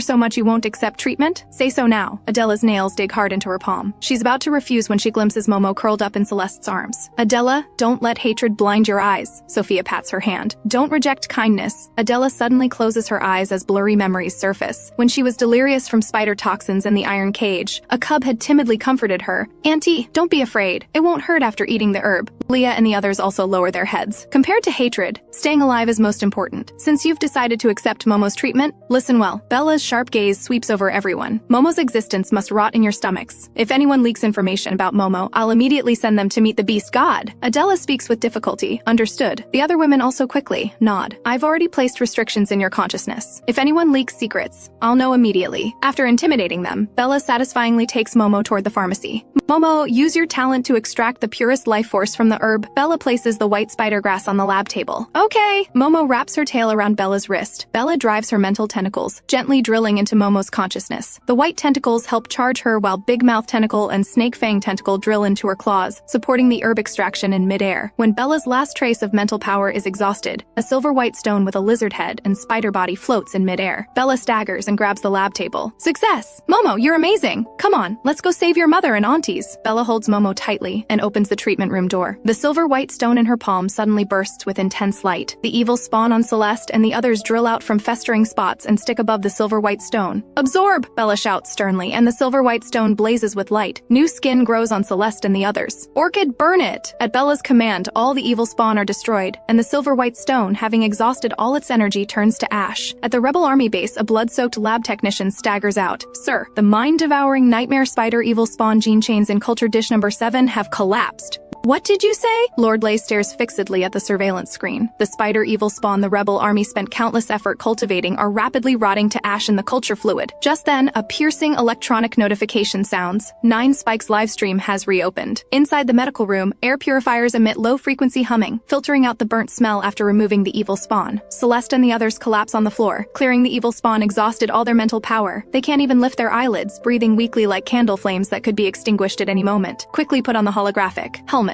Orchid anxiously stuffs helmets into their hands. Leah tilts her head, staring at the ceiling with unfocused eyes. No need to waste effort. Her voice carries the hoarseness of the dying. Her hollow gaze completely losing vitality and will to resist. When Bella leans down, her voice is cold as a blade. Seeing you all like this, Neil would laugh himself awake in hell. Leah struggles to crawl up from the ground. I want to live! She slams the helmet onto her face. This roar ignites the ashes covering the ground like fire. Celeste and the others tremblingly take the holographic helmets Orchid hands them, like grasping hope for life in a pool of blood. Your Highness, your acting is incredible. Pinky gives Bella a thumbs up, then asks worriedly, but you only have 7% mental power left. Should I call Nyx to come charge you up? There's no time. If they collapse again, they'll truly be beyond saving. Quickly put on the holographic helmets. I'll help heal you. Bella pulls out 2 special version berserker pills from her pocket. Your Highness, taking those now will overdraw your life force. Pinky screams. No choice, I have to risk it. Ella swallows the berserker pills without hesitation. The 3 mental tentacles in her consciousness convulse violently as if struck by high voltage current. She closes her eyes and, while helping treat Celeste and the others, opens 9 Spikes livestream. As tens of millions of viewers come online, alarms suddenly blare. The fertility monitor values jump wildly. The originally negative fertility curves spike at right angles, directly breaking through S-level limits. Your Highness, you won the bet, Pinky screams excitedly. Leah and the others not only survived, but all successfully advanced and recovered their fertility. Unfortunately, the 3 including Celeste can't recover their fertility, but A-level mental power isn't bad either. Your Highness, you've created another miracle. I only did what should be done. Bella looks with relief at Leah and the others' vibrant appearance. This is how they should be. They're not tools for others to slaughter. Let me ignite one more fire for them. Bella forces up her last bit of spirit. Mental tentacles piercing into their consciousness seize. Golden S-level symbols appear on their foreheads as gentle holy light emerges. The highest level of female healing power. Do you see? Bella's cold voice echoes in the live stream. The mental power Celeste and the others forged in adversity is more precious than anything. This is impossible. The haters in the live stream go crazy. The S-level healing power rarely seen once in a century among beast clans actually appears on 3 elderly discarded women. On the monitoring screen, the 3 women's mental power values continue skyrocketing. When they open their eyes, simultaneously, the holy light flowing in their pupils instantly penetrates the screen. The gene scars once gnawed by evil spawn transform into pure white healing light spreading across their skin. Meanwhile, the palace's holographic dome lights up with brilliant royal emblems. Queen Catherine, wearing battle armor and holding a scepter, uses royal privilege to send a holographic network message that my daughter Bella could become 9 Spikes' disciple is the fortune of the royal family and the empire. The queen's image switches to a live feed of the council hall. Dozens of counselors turn pale under the siege of royal guards, and those parasites who colluded with the rebel army and attempted to control life with evil spawn. Today is their doom in the casinos controlled by the 10 great imperial families. The 50 million star coins Bella bet, under 50-fold odds leverage, cut them down with a vicious blow. Damn 9 Spikes! Lord Lay trembles violently all over. 20 years of carefully laid hidden pieces, all destroyed by 9 Spikes. A roar mixed with bloody foam spills from his throat. His vision suddenly goes black, and he crashes heavily to the ground. In the medical room, Orchid trembles uncontrollably. The mental fluctuations 9 Spikes just released in the livestream actually pushed her B-level mental power, stagnant for years, directly up to A-level. 9 Spikes truly is a god, Your Highness. She turns to share this ecstasy with Bella, only to find her Highness pale-faced. Orchid, I need to rest a bit. Take good care of Celeste and the others. Bella struggles to pick up Momo and leaves the medical room. As the berserker pill's effects end, every breath burns with pain, and her legs feel like they're stepping on cotton. Just as she's about to collapse, the familiar mandala scent wafts over. Nyx catches Bella, his voice both heartbroken and self-reproaching. Weren't you just assisting 9 Spikes livestream? How did you end up like this? Bella struggles to open her eyelids. Nyx, help me settle Momo. Don't let her get hurt. Nyx's crimson vertical pupils suddenly contract. It's actually Lizard Clan remnant bloodline. According to his past behavior, he would have killed her already. But since Bella asked him to settle her, he takes the cub without hesitation. Don't worry. With me here, no one can touch her. Now close your eyes and leave everything to me. Nyx scoops up Bella with one arm and rushes toward the bedroom like lightning. The next day, morning starlight falls. Bella wakes up groggily. I slept so comfortably. Being well fed feels really good. Nyx's crimson lips curve up. My lady was quite fierce last night. Last night's memories surge. Fourth, and Bella's face turns bright red. She was even more beastly than a beast. Your Highness has finally grown up. Pinky excitedly sheds tears of joy. Nyx really enjoyed being pushed down by you. Well, as long as he likes it. Bella completely gives up struggling. Controlling the situation is also a kind of pleasure. Just then, the smart brain beeps. Executive officer? The Queen orders the arrest of the Pharmaceutical Regulatory Bureau director for interrogation. Bella raises an eyebrow. The Pharmaceutical Bureau previously said my master's berserker pills were tech contraband. They not only issued announcements slandering her, but also wanted to confiscate the remaining pills. Go help me deal with him quickly. As you command, my lady. Nyx leans down to kiss Bella, then leaves with murderous intent to work. After he leaves, Bella raises her hand to smell her wrist. The pheromone scent is indeed different from before, with sweet cream mixed with floral and wine fragrances, getting more intoxicating with each sniff. She quickly takes a shower and puts on a black combat suit. How are Celeste and the others? Your Highness, they're resting after their advancement. How much longer until we reach the imperial capital? 1 more hour. Your Highness, the Queen sent you a message asking you to go to the palace to see her as soon as you land. According to inside information, the Queen wants to grant you a duke title and have you manage a major star sector. From now on, you won't be just a powerless princess, but a major star sector governor. Definitely an heir to the throne. Really? Bella didn't expect such a surprise. These are real power and benefits. As long as she controls these well, she won't have to worry about being killed off as cannon fodder by the plot. Your Highness, there's more good news. Last night's livestream rewards totaled 300 million gold coins. With a 70-30 split, we earned 210 million, plus the 50 million we bet earlier with 50-fold odds earned us 2.5 billion gold coins. Total assets are now 28.7 billion. Enough to buy half a space city. Excellent. First let me pay off my remaining 800 million fine. Bella opens her account with a beaming smile, and the debts that once gave her headaches instantly instantly clear to zero. The rebel army's siege not only failed to defeat her, but instead opened the gates of wealth. The feeling of fame, power, and gold coins falling into her hands is incredibly satisfying. Your Highness, after the good news, I have to share the bad news. Pinky heavily opens the dark web bounty interface. Against the crimson background, the bounty on 9 spikes has skyrocketed from 100 billion to 300 billion gold coins. The comment section scrolls with countless frenzied messages. Capture 9 spikes and offer her to the black market for 10 mining planets. Your Highness, this live stream made too big a splash. The rebel army, federal government, imperial warlords, and mysterious families have all taken interest in you, Pinky says worriedly. Just now, 500,000 hackers attacked the Beast Soothing Company's firewall, turning it into a sieve. If I hadn't upgraded with you, I probably couldn't have held up. You'd better reduce live streams in the future to avoid exposing your coordinates and identity. I understand. Bella lets out a long sigh as her joy bursts like bubbles, replaced by bone-chilling coldness. Though this victory brought her huge benefits, it also pushed her toward more dangerous stakes. Dark web bounties, federal tracking, rebel sieges, all like scythes at her throat. Behind her lies an endless abyss. One wrong step and she'll be doomed forever. Your Highness, once your identity is exposed, even Queen Catherine can't protect you. The entire empire will treat you as a bargaining chip, especially the rebel army. They deeply believe in the prophecy of the goddess's descent. They'll stop at nothing to get you. I've been in a fight to the death with them all along. Bella clenches her fists. If she can defeat the rebel army 3 times, she can defeat them 4 or 5 times. Your Highness, you don't need to worry too much. Your partners will definitely protect you. Pinky comforts her. Security comes from oneself. I need to become even stronger, Bella says, clenching her fists. At the rebel army base, Lord Red, wearing a demon mask, appears lightly, fingers pinching a 9 Spikes fan club badge. Sir, I acted incompetently. Please punish me. Lord Lay falls to his knees with a thud, trembling uncontrollably. I watched 9 Spikes livestream. Didn't expect her to be quite capable. Lord Red's hoarse voice actually reveals a trace of pleasure. Lord Lay trembles violently. I mobilized all the Empire's hidden pieces to pressure Queen Catherine, thinking we could destroy 9 Spikes with public opinion. Who knew she could break the evil spawn curse? Not only did she restore the fertility of discarded females, but even dying elderly women awakened S-level healing talents. Even Witch Clan secrets can't do such things. Lord Red, do you think 9 Spikes might really be the goddess from the prophecy? Whether she's the goddess or not, I want to get my hands on her. Lord Red smiles coldly. No matter what methods you use, find her for me, sir. Since 9 Spikes' first livestream, I've been trying to find her true identity, but her S-level privacy lock is extremely powerful. She definitely has powerful super AI support. I can't find any trace of her on the Starnet. Isn't Princess Bella her disciple? Lord Red crushes the 9 Spikes badge in his hand. Capture her as bait. If 9 Spikes doesn't show up, livestream skinning that girl. I want to see how many cuts this merciful saintess 9 Spikes can endure. I'll give you 1 month. If you can't catch Bella, I'll use your scalp as a cushion. Lord Red sneers coldly, and his holographic figure suddenly vanishes. Lord Lay grabs the communications officer's arm and asks hoarsely, how many pieces do we have left to use? The communications officer opens a top-secret document. Only the Mad Beast Institute still shows a row of lights. The Mad Beast Institute? Lord Lay's lips slowly curve into a cold smile. I remember that after those 3 discarded women advanced, Mad Beast Institute Director Simon wanted them to come for treatment? Yes, S-level healing power is very effective on Mad Beasts. The communications officer quickly nods. Very good. Find a way to have the Mad Beast Institute invite Bella and ensure she definitely attends, Lord Lay says through gritted teeth. Bella, last time I let you escape from the rotting hive. This time I'll make sure you never return. At the Imperial Spaceport, the Golden Royal airship slowly rises. Bella holds Momo in her arms as they sit in their seats, the little cub's cloud-like white fur trembling. Don't be afraid, Momo. The Imperial planet has lots of delicious food and fun things. You'll definitely like it. Bella gently strokes her little head. Momo carries Neil's bloodline. If her identity is exposed, she'll surely die. Celeste had no choice but to entrust the cub to Bella's care. My lady, are you sure you want to take this risk? Nick says disapprovingly. If people discover you're hiding traitor bloodline, your reputation will— She can restructure gene chains, Bella interrupts Nyx, soothingly stroking the fur behind Momo's ears. If the rebel army masters this ability, it would cause huge harm to the Empire. Compared to the risk, the consequences of losing control are more terrifying. Alright, Nyx opens his smart brain and uses his executive authority to fabricate Momo's false identity. Momo, female cub born on Sky Planet, genetic test report perfectly flawless. The false identity can last half a year. Thank you. Bella looks at Nyx gratefully. Harboring Momo is a serious imperial crime. If discovered, Nyx's executive position would be in jeopardy. Who told you to be my lady? Nyx looks seriously at Bella. I'll support you unconditionally, so no matter what happens, tell me in advance. Got it. Bella's eyes curve like crescents. Next time there's something dangerous, I'll definitely drag you in as an accomplice first. After speaking, she pats Momo's little head. Quick, thank Uncle Nyx. Thank you, Uncle. Momo gathers courage to glance at Nyx. Mother told me to learn skills by Her Highness's side so I can protect Her Highness in the future. Bella lowers her head, cupping Momo's little face and gently shaking it left and right. Momo is the most well-behaved. Auntie bought you lots of things. See if you like them? She then takes out her smart brain to show her the shopping cart contents. She bought everything according to mouse and lizard habits. Momo can only transform into a small female mouse during the day and reverts to lizard form when it gets dark, so she'll set up 2 rooms for her to live comfortably in either form. I love them. Momo lies on her lap, her ruby eyes shining brilliantly. Nick sits beside Bella, his crimson pupils scanning over Momo's small body. This cub is really too annoying, completely monopolizing their lady's attention. If she likes cubs, she didn't even birth this much. When their lady has her own cubs in the future, will there still be room for partners like them? The communicator suddenly rings. Nick stares at his smart brain, his expression instantly darkening. What happened? The Pharmaceutical Bureau's corruption list came down. Nix closes the communicator, his tone clearly irritated. After I take you back to the palace, I have to go back immediately to handle this. I'm afraid I won't have time to return for several days. Work is important. Bella ruffles his hair, earning a helpless yet longing look from Nix. In her consciousness, Pinky jumps anxiously. Your Highness, with Nix not by your side and no partner protection, it's too dangerous. Should we call Big Tiger back? No need, the guard army is sufficient. But Pinky pulls up the contact list, wanting to secretly message Big Tiger. Nix suddenly raises his hand to press on Bella's shoulder. My lady, Azure is already waiting at the palace. I'll hand over to him. He'll protect you during this time. Bella stares in surprise with wide eyes. How did he come back? Doesn't the Azure Sea need guarding? The military department withheld military funds, so he directly feigned illness and abandoned his post. Nix's lips curve in a barely perceptible smile. Now the merman warships only guard their own family routes. Those nobles who withheld funding are jumping with anxiety and turning around to blame him for not considering the big picture. But it's useless. After all, no one has the ability to strip him of his marshal title. Actually, this idea was his suggestion to Azure. What about Big Tiger? Is he coming back too? Bella thinks of Big Tiger's similarly funding cut situation. Big Tiger originally wanted to feign illness too, but Azure beat him to it. Nix can't help but laugh. That guy got so angry he smashed several training grounds. Unfortunately, Azure works year-round without breaks. While he has too many leave records, he simply can't pull off this trick. Why are you so happy? Bella tugs at Nix's cheek. Nix lowers his eyes to avoid her gaze, pretending to be serious. I'm not. That silly tiger already holds a high enough position in their lady's heart. If he comes back to pester Bella all day, it'll be even harder for him to compete for the position of first partner. Your Highness,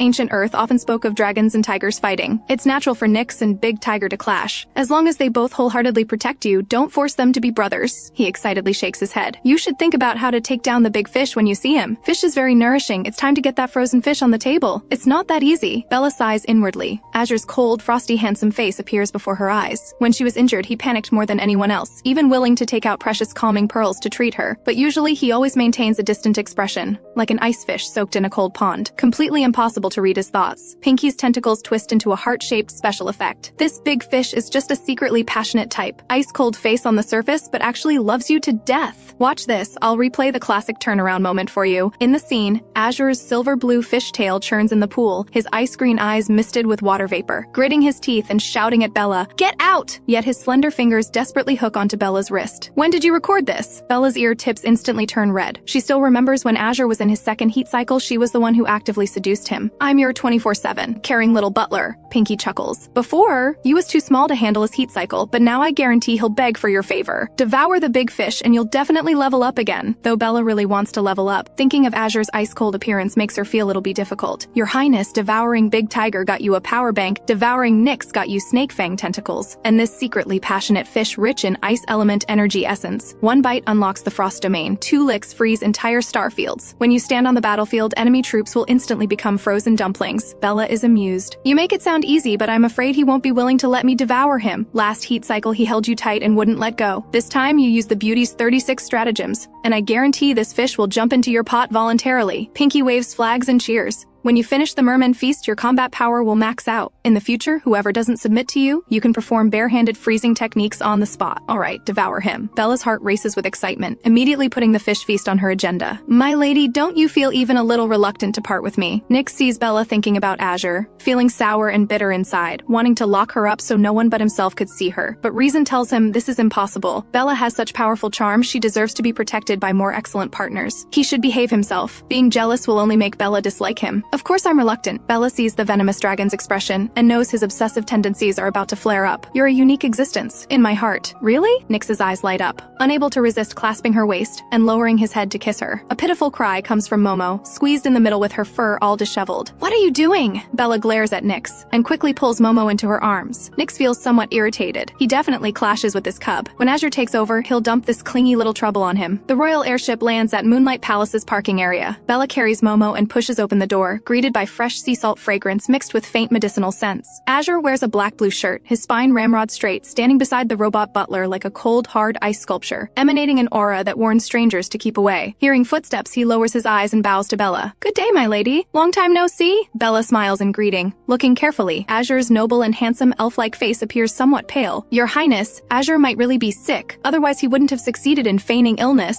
Pinky sneakily suggests a bad idea. "You should find an excuse to examine his body, then take the opportunity to devour him. Eating a sick fish, aren't you afraid I'll get an upset stomach?" Bella rolls her eyes at Pinky, then approaches Azure with concern. "Your complexion doesn't look good. Are you feeling unwell somewhere?" Azure instinctively takes half a step back. "Hey, Azure, if you're not feeling well, go to the hospital and have Big Tiger protect my lady." Nyx frowns. "My lady's safety is paramount. Even if Big Tiger takes advantage, we can't let Bella risk danger." "I'm fine." Azure looks coldly at Nyx, his pale, slender index finger pointing at him as blue frost instantly spreads toward him. Nyx's dark red vertical pupils narrow as purple-black flames block his attack. "If you want to fight, go outside." Bella puts on a stern face. "Fighting at the drop of a hat. Do you even have me in your eyes? We're not fighting, just sparring." Nyx quickly appeases Bella, then turns to Azure. "Since you're fine, take good care of my lady." He pulls out an exquisite black notebook from his pocket, flips to a page full of writing, and begins itemizing instructions. "Breakfast must have protein and carbohydrates. Lunch and dinner need balanced meat and vegetables, at least 2 kinds of fruit daily." While speaking, he walks to the refrigerator, opens the door to display the neatly arranged ingredients inside. These are all freshly purchased in the last 2 days. Then he walks to the living room, pointing to the smart butler robot in the corner. "I've reset his program. Just click cooking mode and he'll automatically cook according to recipes. Contact me directly with any problems.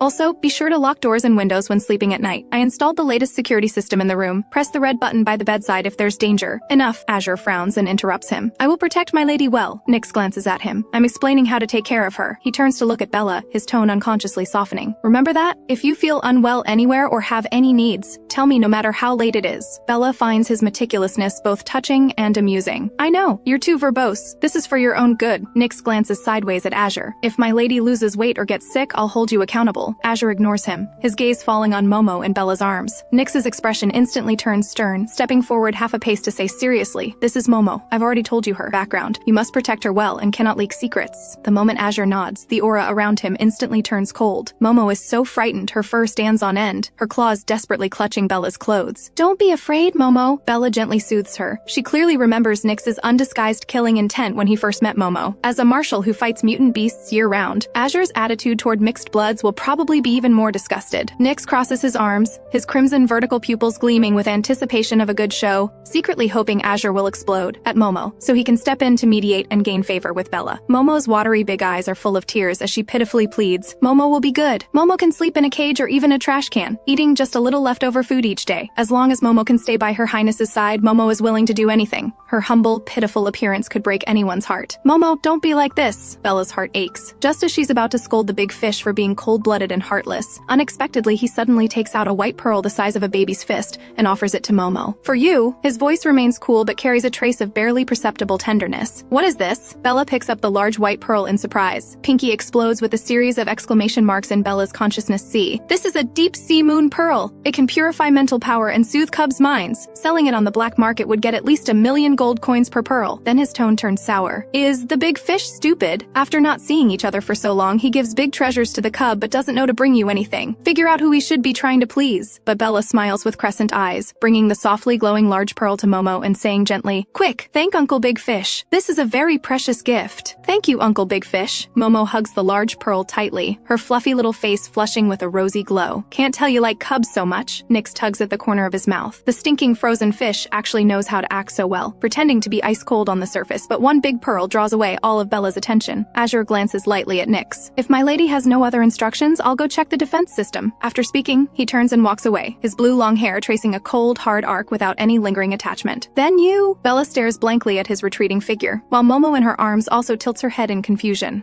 3 months later, Lord Lei's Mad Beast Institute plan also failed. Lord Red, the rebel army leader, personally launches an attack on Moonlight Palace. Alarm sirens pierce through the night sky, shrouding the entire Imperial Palace in dangerous shadows. To protect Momo, Celeste, and others, Bella rushes to the front lines without hesitation. In the fierce battle, Lord Red's attacks are extraordinarily vicious, his blood-red eyes flickering with insane light. "9 spikes, today I will make you disappear from this world completely," he roars, sending massive energy waves toward the crowd. Bella doesn't retreat. She activates Pinky's highest defense mode. However, Lord Red has prepared in advance. The energy cannon in his hands is specifically designed to target Smart Brain Systems. A, blinding red light flashes. Pinky's defense system is instantly destroyed, and the disguise program completely fails. Impossible. 9 Spikes is actually Princess Bella? The watching crowd erupts in shocked exclamations. I knew it. Those medical miracles couldn't be achieved by ordinary people. The Miracle 9 Spikes we've been worshipping is our third princess. Facing her suddenly exposed identity, Bella takes a deep breath. The version of herself who once feared being discovered no longer exists. After growing through this period, she has gained sufficient strength. More importantly, she now has people who will firmly stand by her side. Queen Catherine emerges from the depths of the palace. There's no anger on her face, but rather a relieved smile. Watching her daughter face everything so bravely, immense pride swells in her heart. You saved the empire in your own way, the queen says gently. You're more qualified to inherit the throne than any royal bloodline. You've proven that true nobility lies not in birth, but in character. Just as the final battle between Bella and Lord Red is about to begin, a weak figure suddenly appears at the edge of the battlefield. It's Crimson, covered in blood, but his eyes still burn with determined light. Crimson, how are you here? Bella looks at him in shock. I said I would stand by 9 Spikes' side. Crimson smiles weakly, clutching a data chip tightly in his hand. Turns out you were the same person all along. For these past months, I've been secretly investigating the rebel army's core secrets. I finally found the key evidence to destroy them. He tremblingly hands the chip to Bella. This contains the locations of all rebel army bases, plus evidence of their collusion with alien forces. Lord Red, your doom has come. Seeing the chip, Lord Crimson's face instantly turns pale. No, this is impossible. My plan was flawless. Bella takes the chip while transferring her healing ability to Crimson. Warm light surrounds him. The fatal wounds begin to heal, and even the pain from gene collapse gradually dissipates.